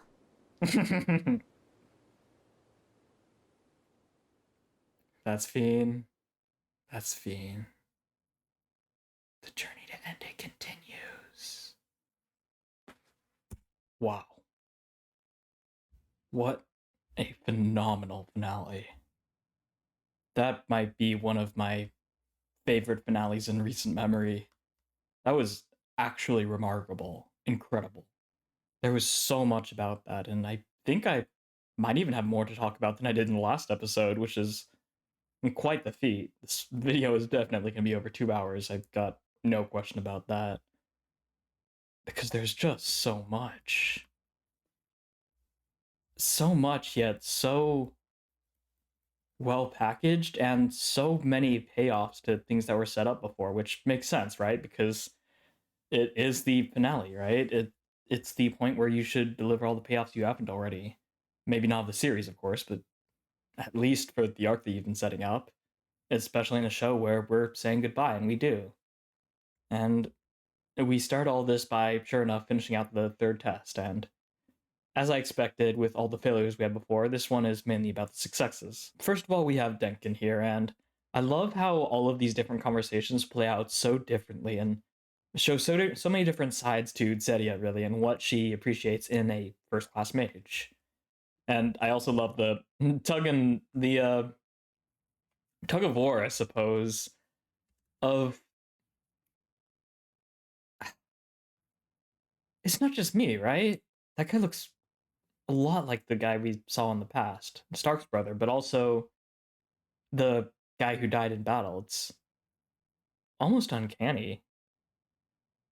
Maybe this is Stark's long lost maybe it's his long lost grandfather or something, but he said he has no children or grandchildren, so I doubt it. Is it really just a coincidence? He couldn't be any of the people we've met in our past flashbacks because he's too old for that, but it's just really interesting. The likeness is like uncanny. But this conversation has a lot of back and forth, and most of it's, pretty much all of it is from Zedia's perspective, amusingly enough. I mean, Denkin's not really the type to offer a lot of resistance, right? At least not verbally, not openly. So this conversation really centers around the idea of drive, of fire. And sure enough, immediately Zeria brings up the idea of burnt out ashes, of an old man who no longer has that drive, right? That fire of youth. Burnt out ashes. And yet, he seems far from burnt out, right? When you first saw me, you thought about how you'd fight me. You picked a fight against Frieren. You had all these thoughts, these almost instinctual gut reactions of how can I fight? How can I win? How can I come out on top? Now, they're clearly not delusions. He discards the idea, right? He fights Frieren because he doesn't really have a choice. But here, it's like, this is Frieren on several scales of magnitude, right? So much stronger. So he dismisses the idea as ridiculous because he's not foolish. He's just determined.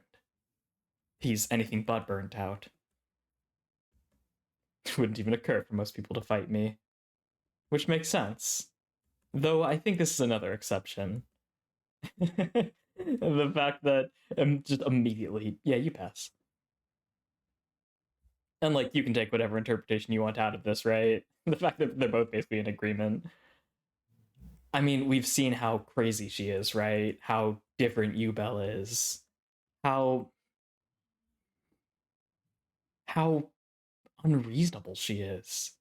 How she can discard her own sense of sanity, her own knowledge of how the world works in order to go fully into the mental space, the mental visualization she can create. Being able to slice through what logically and I guess historically has been something that's impenetrable. She sliced through it because it's hair. I suppose while Denkin is clearly not delusional, Yubel is fully willing and able to step into delusions as she needs to. And someone like that is very much worthy of being first class. And she's also killed 2 first class mages, so if that doesn't make her worthy, I'm not sure what does. And then we get into what is one of my favorite reveals, one of my favorite twists of the episode and of the show. This is absolutely phenomenal. And the fact that he's like out of frame, not out of frame, but the fact that he's blurred out of focus as we reveal that he's never even set foot in the examination grounds is great visual storytelling. The way it pans over to showcase that too, that was hidden by your head. But of course, the real body of him, and apparently the real body of this whole time, has always also been a clone. And this is such an incredible reveal. I cannot express how much I love this enough. Because it is exactly what a twist is supposed to be, right? It is something that you didn't think about before, that as soon as it's revealed, it makes you go, why the hell didn't I think of that before? How in the world did I not think about the fact that every time this guy appears, except for I think the scene with the cat, it's always as a clone. It's always that he's created a clone, or he's at least ambiguously, I suppose in the case of Yubel, he's created a clone and that his real bodies hang out behind. So it only makes sense that the ultimate reveal of him is that the real bodies were also clones the whole time. Why would he be here? Why would he put himself in any danger at all? I mean, no one's gonna notice, right? Only Zeria seemed to notice. Who knows, maybe Frieren did too, but she never said anything. Those two never really interacted. The point is that nobody really seemed to notice, because of course they didn't. It's insane, not only to notice this, but for Zeria to then just tilt her head and look in the exact direction, just look him dead in the eyes, however freaking far away they are. It's such a good reveal, because why didn't we think about this? Of course he's a clone guy, why would he come? I'm repeating myself, but that's just because I have energy I need to let out. This is so cool and so clever. And just, I mean, builds out Zeria very even more. Not only that she's able to notice it and tell exactly where he is, but also that he still passes. Just like we saw with Fern, as Frieren said, her intuition is never wrong, right? There's very little he could have said that would have made him fail. He's got guts. he's indignant. He's not indignant, but he's impudent. Of course he's going to pass. He's clever. He has what it takes to be a first-class mage. I'm sure some of this guts is in how he reacted and how he didn't like break down after being exposed. Just completely straight-faced. But it's so cool. And then we move on to Weirbel, who's quite combat-oriented. I like holding this shot as he like steadily shifts around and reacts to what she's saying to him. Single look, you realize you couldn't beat me, but not out of fear, because you know you're not foolish enough to pick fights with those you can't win. So what's your favorite spell? She pulls out that card again.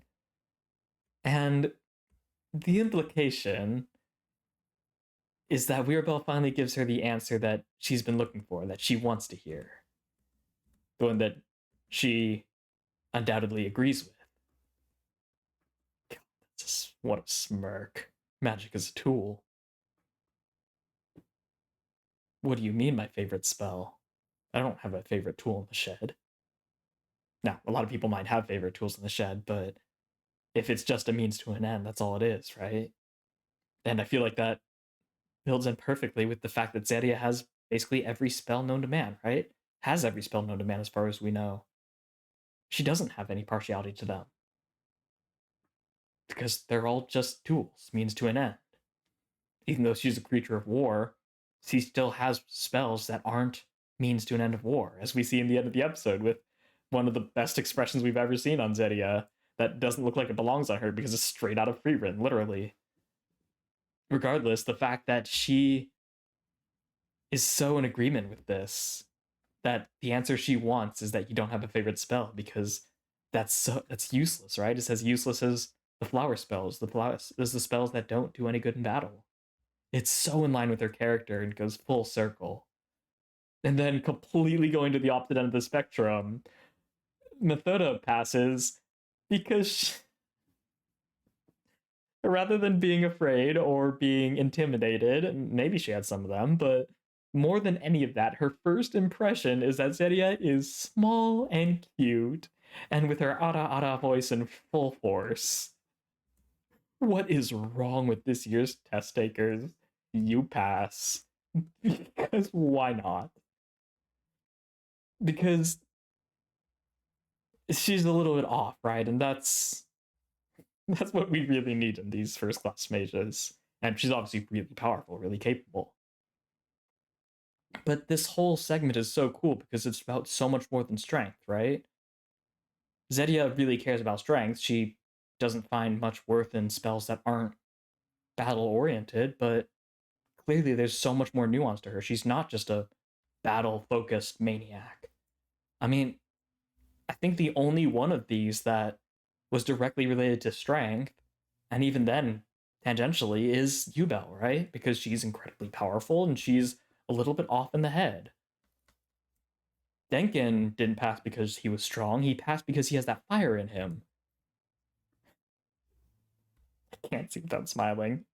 Lan didn't pass because he's incredibly powerful, because his clone spell is ridiculous, but because he's got guts. He had the gall to go through this entire test without ever even showing up. Weirbel didn't pass because he's battle-focused, even though he's combat-oriented, but because he doesn't have a favorite spell. They're tools for war. Methoda didn't pass because she's incredibly powerful, but because her perspective is so strange and she's not intimidated by things, and she's not afraid to speak her mind and be herself. None of these main reasons are actually about power, which is so cool. It's just a thorough beating down of any perception you might have had that Zeria is like power obsessed. That's all she really cares about. And maybe she still is, but it shows that the power she cares about is so nuanced, right? There's so much more to what makes a first-class mage, what makes a powerful mage, than strength. What a great way to end this test. And then we all start going our separate ways. Of course, Yubel's still tagging along with what she apparently doesn't realize is still his clone. What we now realize, I should say, is his clone. And we get one of several great moments from Denkin. I was going to say the first one, but we started the episode on the first one. Denkin thanks Frieren and Fern for making it this far, and that he can finally go see his wife. Which is a great moment for him. It's a short moment, right? It's quick, but it shows that yet another aspect of his character, right? That he's considerate, that he's genuine. He didn't need to do this, but it really says a lot about your character when you go out and choose to do things you don't need to do, right? And yeah, choose my words carefully because that's something we're going to be talking about very soon. But before then, we get Fern being indecisive, and we get more Denkin. We get the other scene, which I didn't realize those two were like right next to each other. I didn't think about that, but it's kind of great. So we get to, I don't have to go back to talking about them. I can just talk about them right here. First things first, this is awesome. When I was young, I hardly ever got to eat sweet things, so this one's on me. There's something really wholesome and really humanizing about this Imperial mage or post-Imperial mage who's so powerful, such a fire in him, and so witty, and so all these little things, acting like just a regular grandpa. And in the topic of that we've been talking about in this discussion about harkening back to previous points in the show, this kind of, in retrospect, adds more onto the relationship between Denkin and Lafen, right? She's always eating these little sweet things, these little treats, these little breads and carbs, which are sweet, right? They're treats. And she's always eating them, probably because Denkin is treating her. Because he didn't get this when he was a kid. And this is subtle, but definite nod to, once again, the passage of time, and once again, Denkin being older and looking back on his journey. I think any of us who grew up with grandparents who were like doting on us and loved to give us money whenever it was like our birthday or whenever they had a chance to, there's certainly a part of it that's just, I want to take care of you guys, right? I want to spoil you. But another part of it that we don't often consider and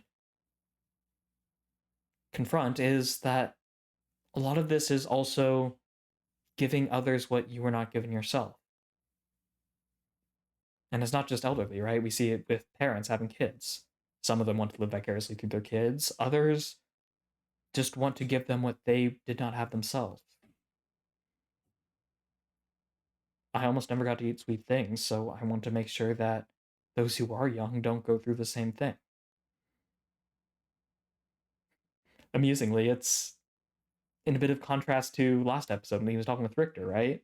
He's not trying to keep Richter from going down and making the same mistakes, but when it comes to being deprived of things, when it comes to not being able to enjoy little bits of life, he's all in on it. It's about that nuance. And I feel like it also speaks to when he was a kid and the kind of life he lived. Because I feel like there's not necessarily enough context to say this definitively, but it feels to me like this is a nod to how the world was shortly after the Demon King his reign ended. The idea that the world didn't just get fixed, right?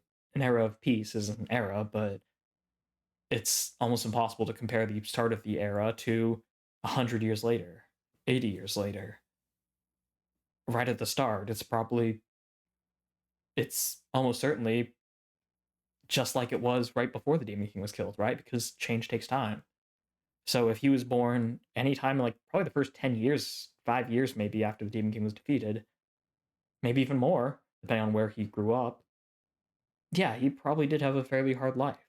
He didn't live in this era of prosperity and abundance that comes after decades and decades of peace. And I really appreciate that orientation to time, that appreciation of the fact that our age of peace is not the same as the age of peace of, say, our parents, right? Of our grandparents, of those of 100 years ago, 200 years ago. They're all peace, but they're all quite different. It's important not to take advantage of, yes, what you're given, but also what other people may have had, even if they were all from times of peace. Relative peace, of course. After Himmel died, the demons came back up, but then this is a great moment with Stark, realizing he's a noble, but it's fine. If I've made a if I've been fussy about how you've been talking to me before, so it's fine. And then we get into the real meat and potatoes of the Denkin stuff this episode. I have no descendants. My wife passed away when I was in my mid-20s. She was always sickly. She was the daughter of a frontier noble of the Northern Plateau who was defeated in a political dispute. Back then, I was in need of both wealth and influence, things I have now. And I thought those were the only ways I could save her. When Zaya established the privilege of being a first-class mage, and the strength that comes with it, it was just after my wife had passed. And I felt so powerless. Now I can order entire nations around. But in the past, magic was only ever something that resolved disputes. Just like how those like Weirabell see it as a tool for war, right? Tell Frieren she reminded me how fun magic can be. The whole reason I became a mage was because I admired her deeds in the party of heroes. Something else that'll come back in a bit. And Fern just gives the best response. You should tell that yourself. You're right. Maybe I will. No matter how old you are, we have things we can learn from, right? There's always things we can be taught from those with less experience. Because it's all about perspective. That's what makes us interacting so interesting. I really like this. I really, really like this. Especially since this stands in stark contrast to Zedia and to the opinions of the people she was interacting with, who she passed into the next exam, right? Like Weirabell, like herself. And in the future, like we're about to see, like with Lernan. These people see magic as tools, as means to an end. He also saw magic as a means to an end, just with political disputes, not violent ones. Though those were certainly violent oftentimes. But rather than it being directly about magic, or immediately directly about magic, it was about power and influence. And it explains why he gained so much and why he became so well known and why he was, especially when he was younger, willing to do whatever it took, right? Because to him, power and influence were everything. And they are quite powerful. They can't do anything for those who are already gone, though, can they? And I think one of the saddest things about this is the implication of why he wants to thank Frieren now. It seems to me like Duncan is realizing that power and influence were not the only things he could do for his wife. I mean, clearly he attained them too late, but since that was what his life had been focused on, he just kept pursuing that. Maybe if he finds someone else he cares about, so he can have enough power and influence to save them then. But I think what Frieren has helped remind him and what it's taught him is he could have just as easily, if not done a better job at saving his wife, by summoning a field of flowers for her. By focusing not on acquiring power, so you can change the world to your liking, but so you can make those who are suffering happy, put them at ease. Magic is fun. And not just for you, but to those you help, right? It's heartbreaking. Because it's hard to denounce him for wanting to save her, wanting to find a way to save her, getting enough power, getting enough influence to change the tides, right? To shift the mountains, to get all the people to try to help her and find some cure. And that's so tempting because that is the solution to saving her life, right? But there's so much more to that than that. There's making her life comfortable. There's making her happy, which I don't think he realizes how much he did. Or maybe it's just his limited perspective of the word save. I think him being by her side did save her. I think he did a lot of good for her. It's just sad that now when he looks back on it, he just can't stop thinking about how much time he spent trying to find power and influence. And probably a little bit of spite too, that he found a way to do it after she died. I think I see why this episode cemented Denkin as your favorite character, Max. Whether it's about this scene or whether it's about anything I'm even mentioning at all or it's something else entirely, there's so much to choose from because he's such an interesting and well thought out and just admirable person and character. He's incredible. Both as himself and how he plays into this episode, because this episode is just as incredible for playing into itself in so many different ways, connecting all of these scenes together through several different intertwining thematic threads. He's so humble. Even today, this little teenager is teaching me new things. It's all about that growth mindset, right? So we finally get a little bit of payoff of what Frieren's been waiting for the whole time since coming to Authurst. Grimoires. Because it's all about grimoires, right? The lady drops some oranges or whatever, some fruits, and she doesn't help him, but she does watch. But Weirbel helps her. And then he confronts her afterwards. And she's just happily reading at the bench, and he decides to sit down next to her. Why didn't you help her? I thought about it a little bit.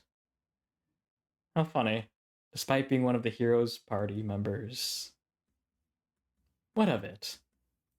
In fact, you're the one who surprised me. You tried to kill Fern's party. She told me all about it. I get that. Part of it's probably my face. Part of it's probably because I casually say all I did was threaten them, and part of it's probably because I'm the kind of guy who sees magic as just a tool. But other than that, I can't see why people would have this misunderstanding about me. It makes no sense. Oh my god. The fact that he reflects on you, Bill. Maybe I should have killed her. It would have made the world a better place. But it doesn't go in line with me, right? It doesn't go in line with him. I'd do anything to protect my hometown. I wanted to be first class so I could learn any spell, which would give me even more ability to slaughter demons, as I promised that girl in my village I would. But even in other parts of the world, I do everything I can to help people in need. So it's not really just about your village. In my hometown, there are countless stories of Himmel the hero. Conquest of the 1,000... What was that? The conquest of the 1,000 Mirror Tower. Battle against Bose the Immortal. The 7 Sages of Destruction. One of the 7 Sages of Destruction. And Hell Emperor Dragon. These crazy adventure stories of killing these massive, world-ending threats and saving the world. But the people in my village just talked about how he saved their village from monsters, or how he guarded a merchant, how he helped carry stuff for them. Boring stories, nothing about sages, nothing about dragons, nothing about the world and about the Demon King. I didn't care, but they seemed so happy with those stories.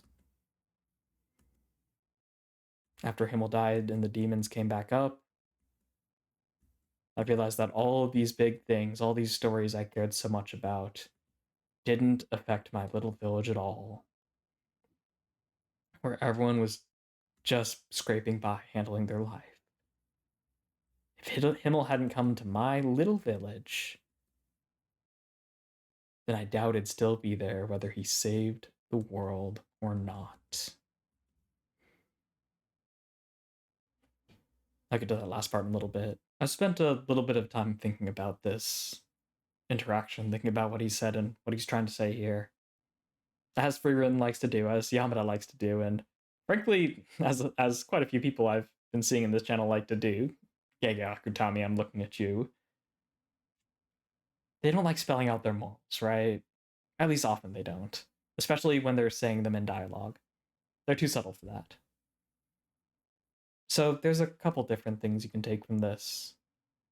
But I think overall what Weirvel's trying to say is that I didn't care about these little tales. I cared about the big stories, right? The saving the world. I cared about stopping these great massive creatures, these world-ending threats, these exciting adventures. Yet my village was destroyed after the world was saved. Saving the world didn't save my village. Himmel did.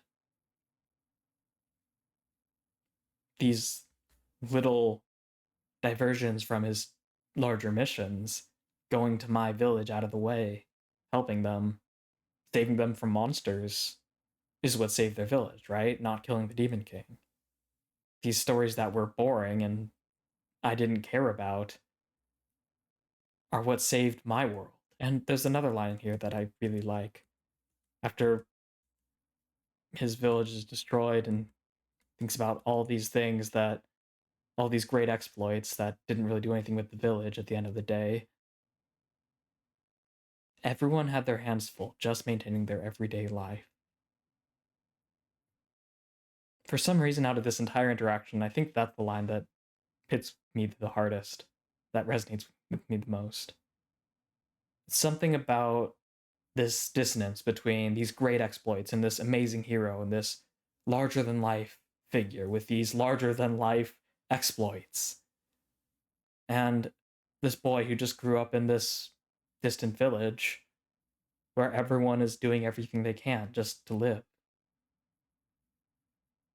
And that's why when I started this and I said I was thinking about it, I thought there were multiple different things you can take from this.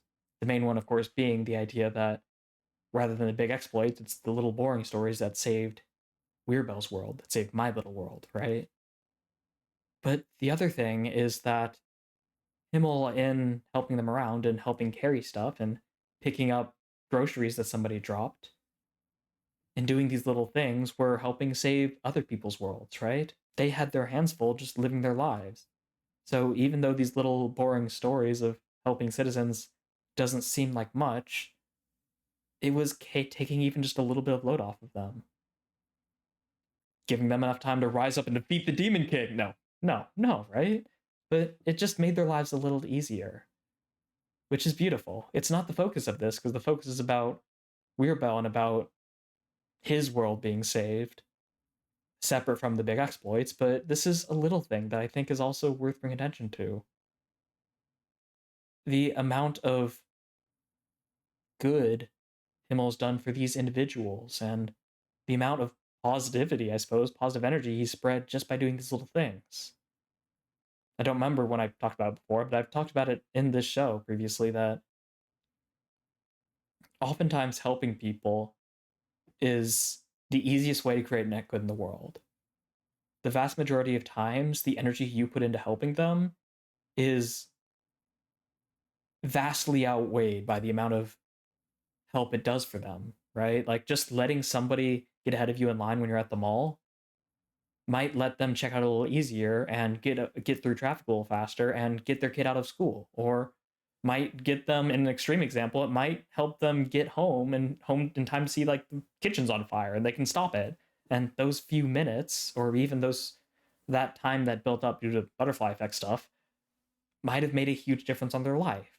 Or more reasonable scale, it just made them a little bit less stressed, right? You letting them go ahead in line kicks off a bunch of little things and just makes the load on their mind just a little bit easier.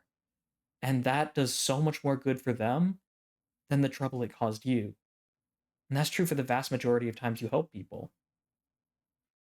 So in a world here and in a village here where everyone has their hands full just doing the bare minimum, just living their lives, the hero of grand exploits just coming by and helping carry your groceries for you,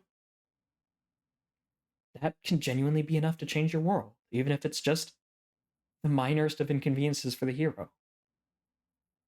And there's just so much in here that's so wonderful, right? But that's more of an aside, of course. The big thing is that another one of those asides, him stopping monsters from attacking this insignificant village is what saved that village, not killing the Demon King. His conclusion, thus, is that it's those less exciting adventures that he initially found boring that are what guided him here. And why he helped that lady, right? And it's also why he fights off demons and helps people outside of his village. Because it's not just about his village, right? It's about helping people and saving their worlds, potentially. He can change the world just by doing the good he can on a day-to-day.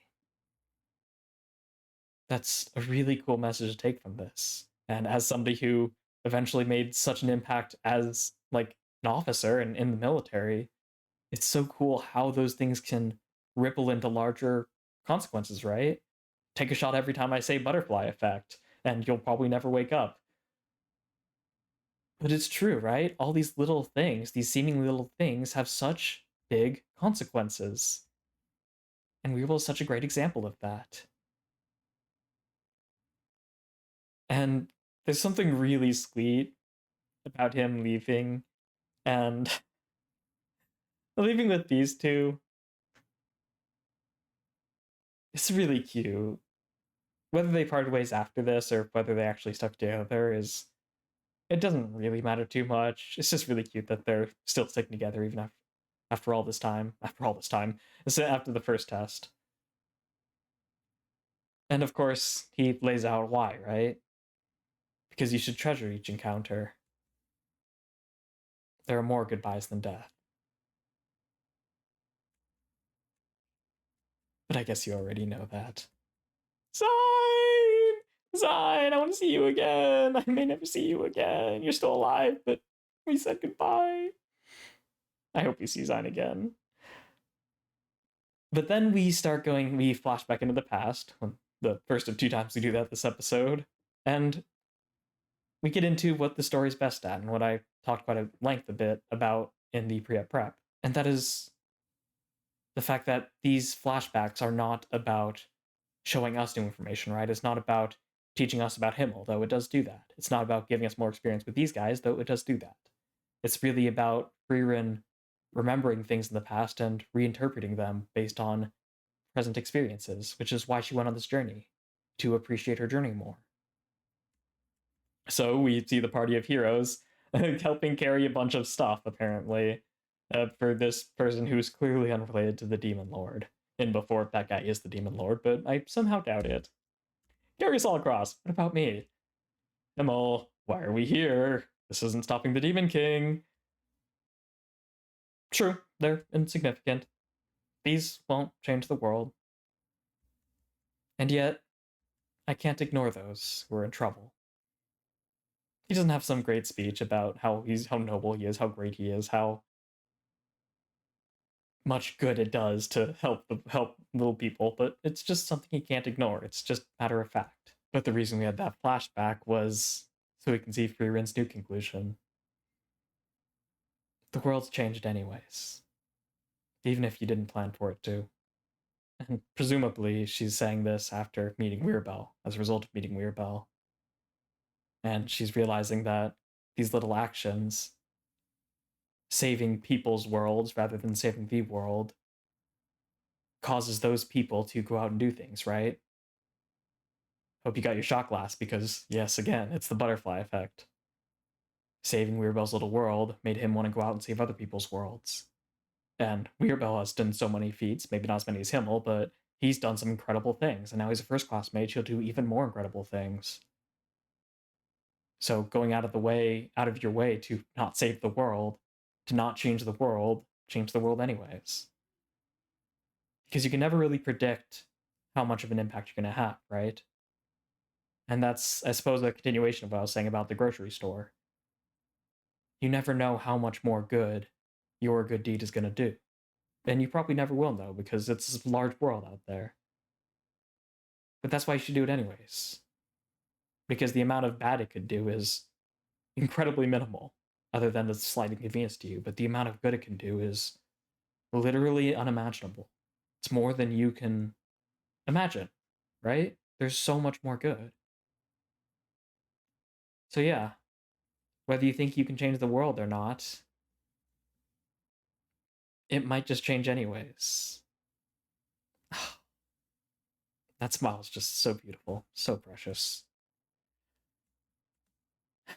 So Fern invites these two to go with her to get God, I love these expressions. To come as guests so she can get her spell from Zedia. So the result of being a new first class mage. But Zedia is throwing a fit and decides Frieren can't come in for another millennium. Oopsies.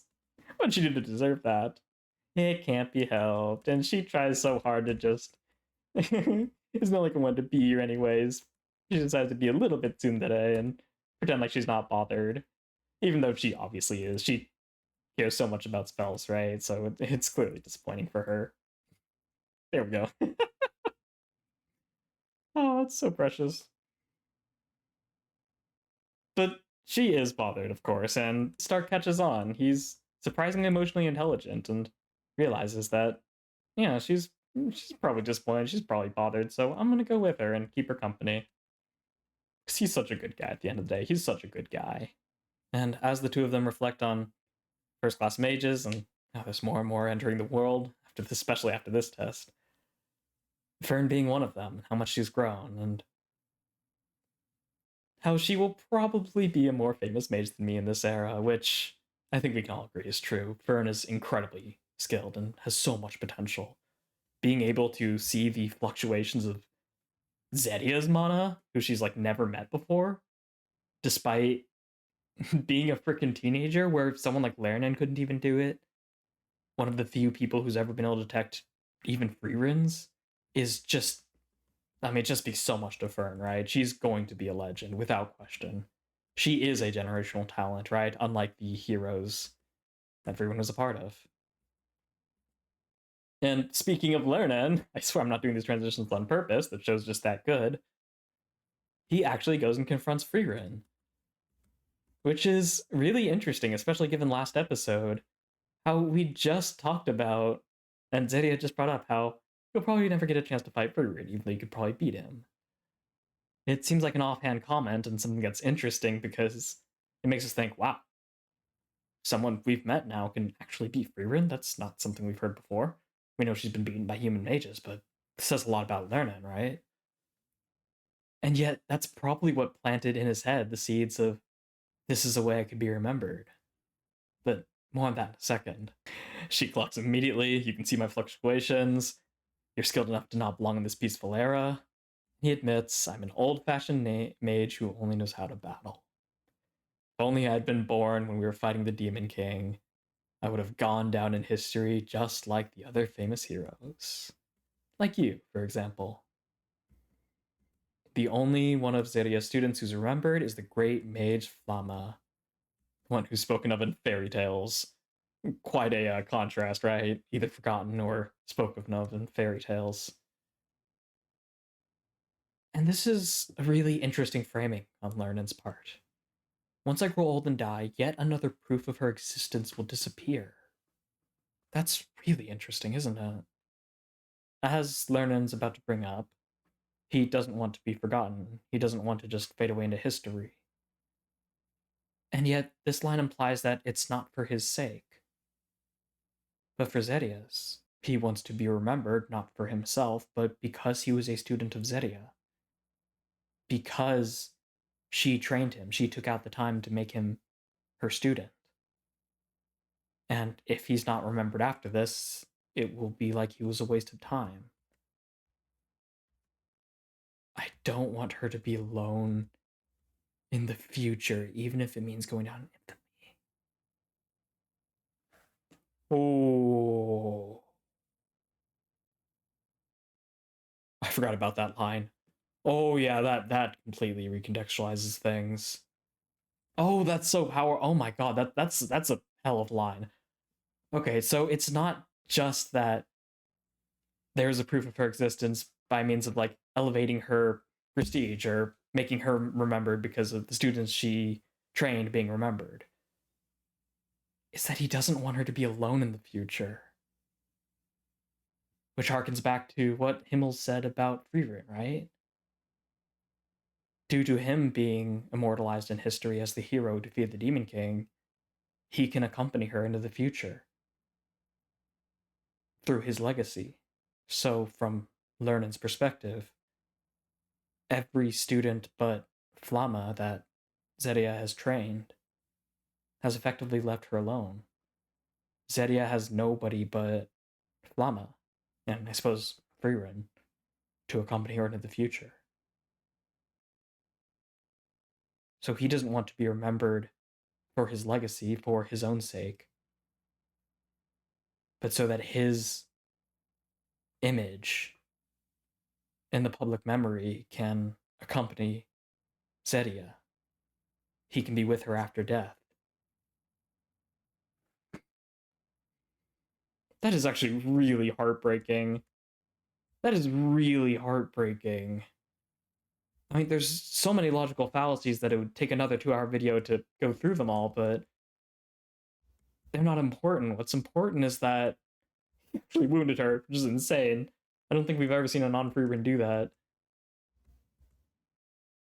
But, like, it's so heartbreaking, right? And it makes this next interaction hit so much harder, right? It's not about going down in history, and it's certainly not about for his sake. The reason he says there's no need to go down in history because she'll remember you isn't reassurance to him that, oh, you don't need to be remembered by other people, you'll be remembered by Zedia, which is the initial interpretation, right? Especially if, like me, you kind of missed over that line. Oh, you don't need to be remembered by everyone else, you'll have Zedia remembering you, so you won't be forgotten and disappear and be meaningless. But from this new perspective of Zedia being alone, it doesn't matter if other people remember him, right? She won't be alone as long as she remembers him. That's why he was upset about her not remembering him, probably not remembering him. Because then he would need to be remembered by other people in order for him to still exist around her. Exist. So the assurance here is that she'll remember you anyways, so she won't be alone. Okay, I'm sorry. I'm going to finish that thought in a second. I like this transition more than I can say. This is incredible. So we start at her feet. She jumps and we pan down, expecting for her to land as after we hit the ground, and she does, right? Her feet come down, and as they touch down, before they can even grab their footing, her reflection appears in that exact place. It almost creates the image of her like falling through the floor, which is great because here we have water, right? Something you'd fall through. So there's this feeling of momentum continuing, even though she like obviously hits the ground.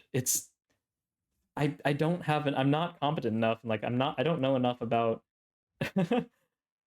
about choreography and about things like this and about shot composition to comment enough and share enough my appreciation for how good this is, but it's just so good. It's just like you saw it probably during my reaction. I had to stop and I was like, whoa, that was really, really smooth, and that looked so good. Oh, it's such a cool effect. That's a really cool effect. I like that a lot. I had to point that out. But we return back to this flashback, and we see that Frieren harkened back to the fact that that spell was taught by Flamma. And yet you called it useless. Zedia admits that Flamma was a failure, a sentiment she's echoed before. But then she defines what a failure means to her. Despite all her talent, she failed to reach my heights. Just like every student after her. Which is already interesting because, as I said during the episode, it says a lot about how she sees things, right? And a lot of it's understandable.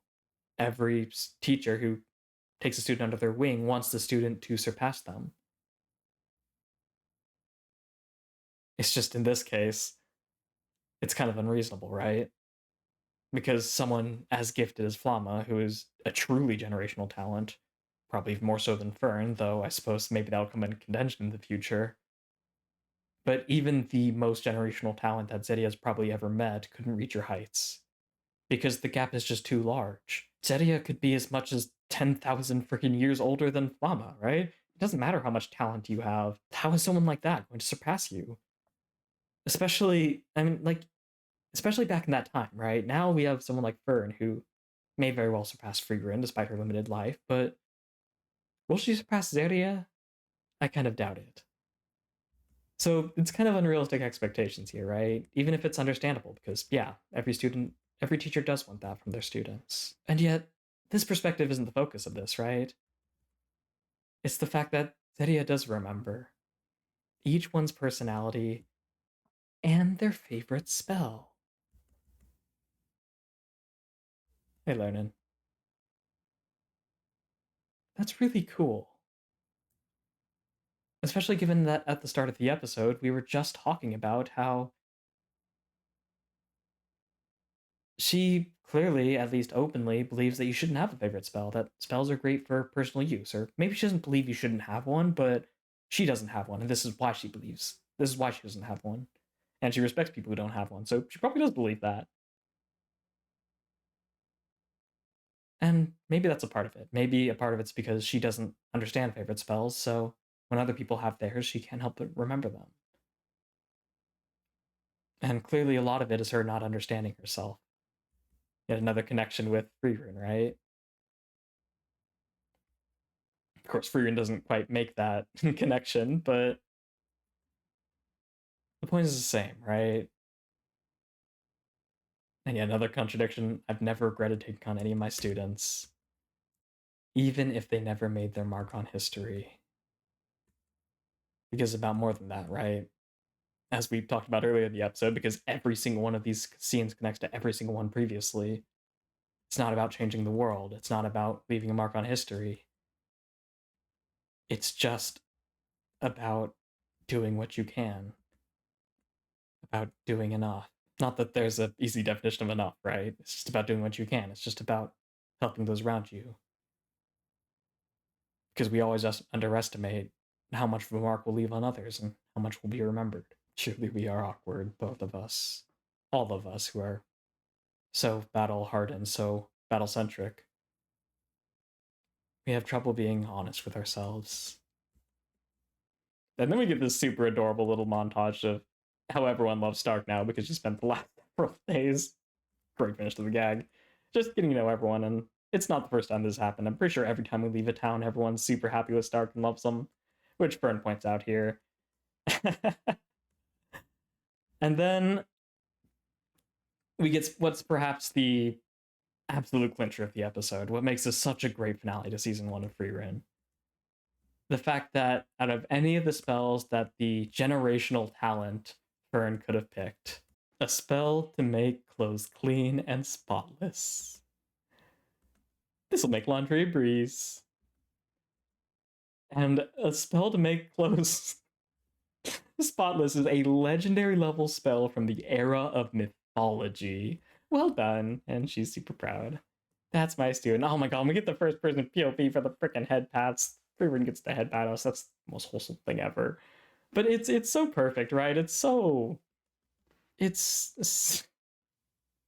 really? That's the spell you want?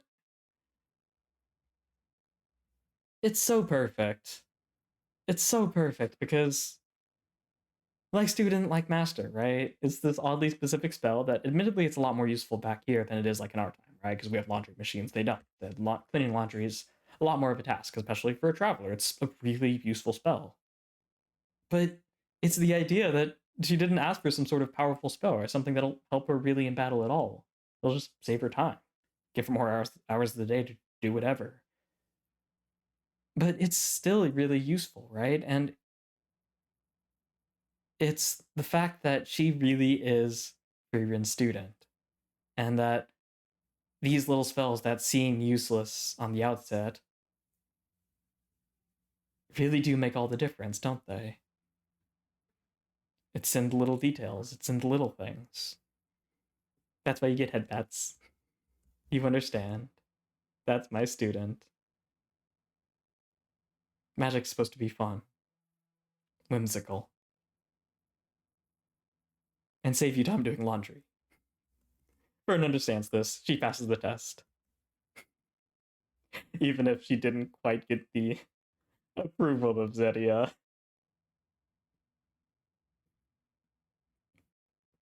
Especially with the context that Zeria tried to make Fern her student.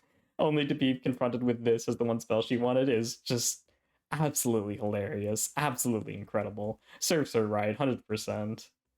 Fantastic. So we see these two off as well. Really sad, I hope we can see them more. But it's a quick goodbye, and we point that out, and we bring back Zine and Kraft, and we do get to see Zine in a second. But before that, we get yet one more flashback.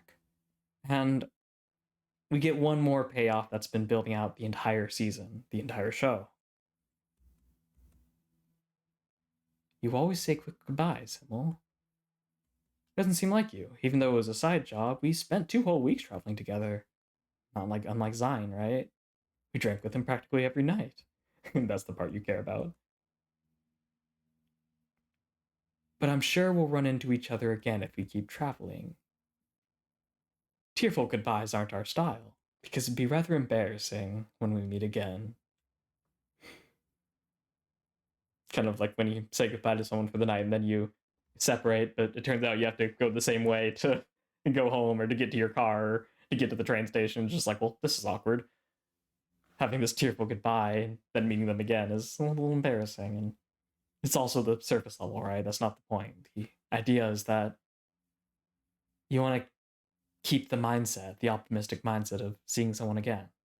Don't say goodbye, say see you later. Don't have this big, tearful, emotional moment. Just see you around, buddy. Because it says that you want to, that you plan to.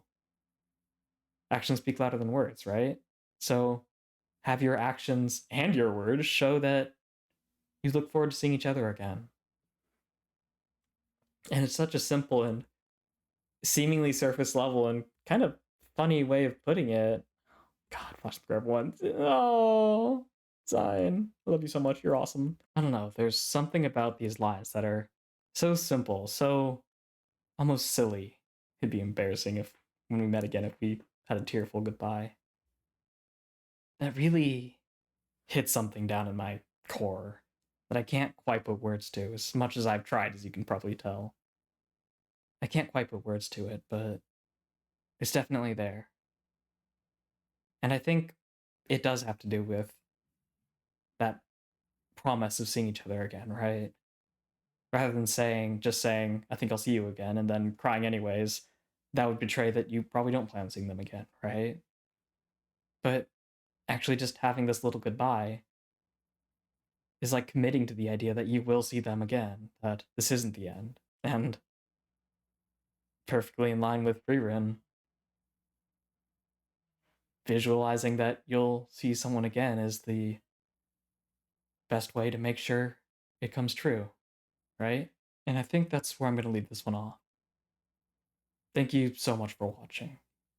I'm sure I'll see you in season 2. If you've watched this far, then you're probably with me as we continue on this journey. So this isn't goodbye, but see you later. But before then, if you did like the video, please do make sure to like it. It really does help me out. It really does. It shows me you enjoyed it, and it shows the algorithm that you want to engage with it and that you liked it. Go ahead and subscribe if you're excited for season 2, if you want to be there and get notified as soon as it comes out. Like I said, check out Patreon if you want to support me. Leave comments if you want to engage with this community. I'd love to see you there. And I'd also love to see you in Discord, so check that out also on Patreon. Like I said, it's free. But I'm going to keep all that YouTuber housekeeping stuff out of the way. And most importantly, just thank you. If by chance I don't see you in the next season or in the future, then thank you. It really does mean the world to me that you spent your time here and that you listened to my thoughts and hopefully gave your own. But I don't want to linger too long on the idea that you won't be there in the future, because I choose to believe that you will. So, until the next one, see you later, and have a lovely rest of your day.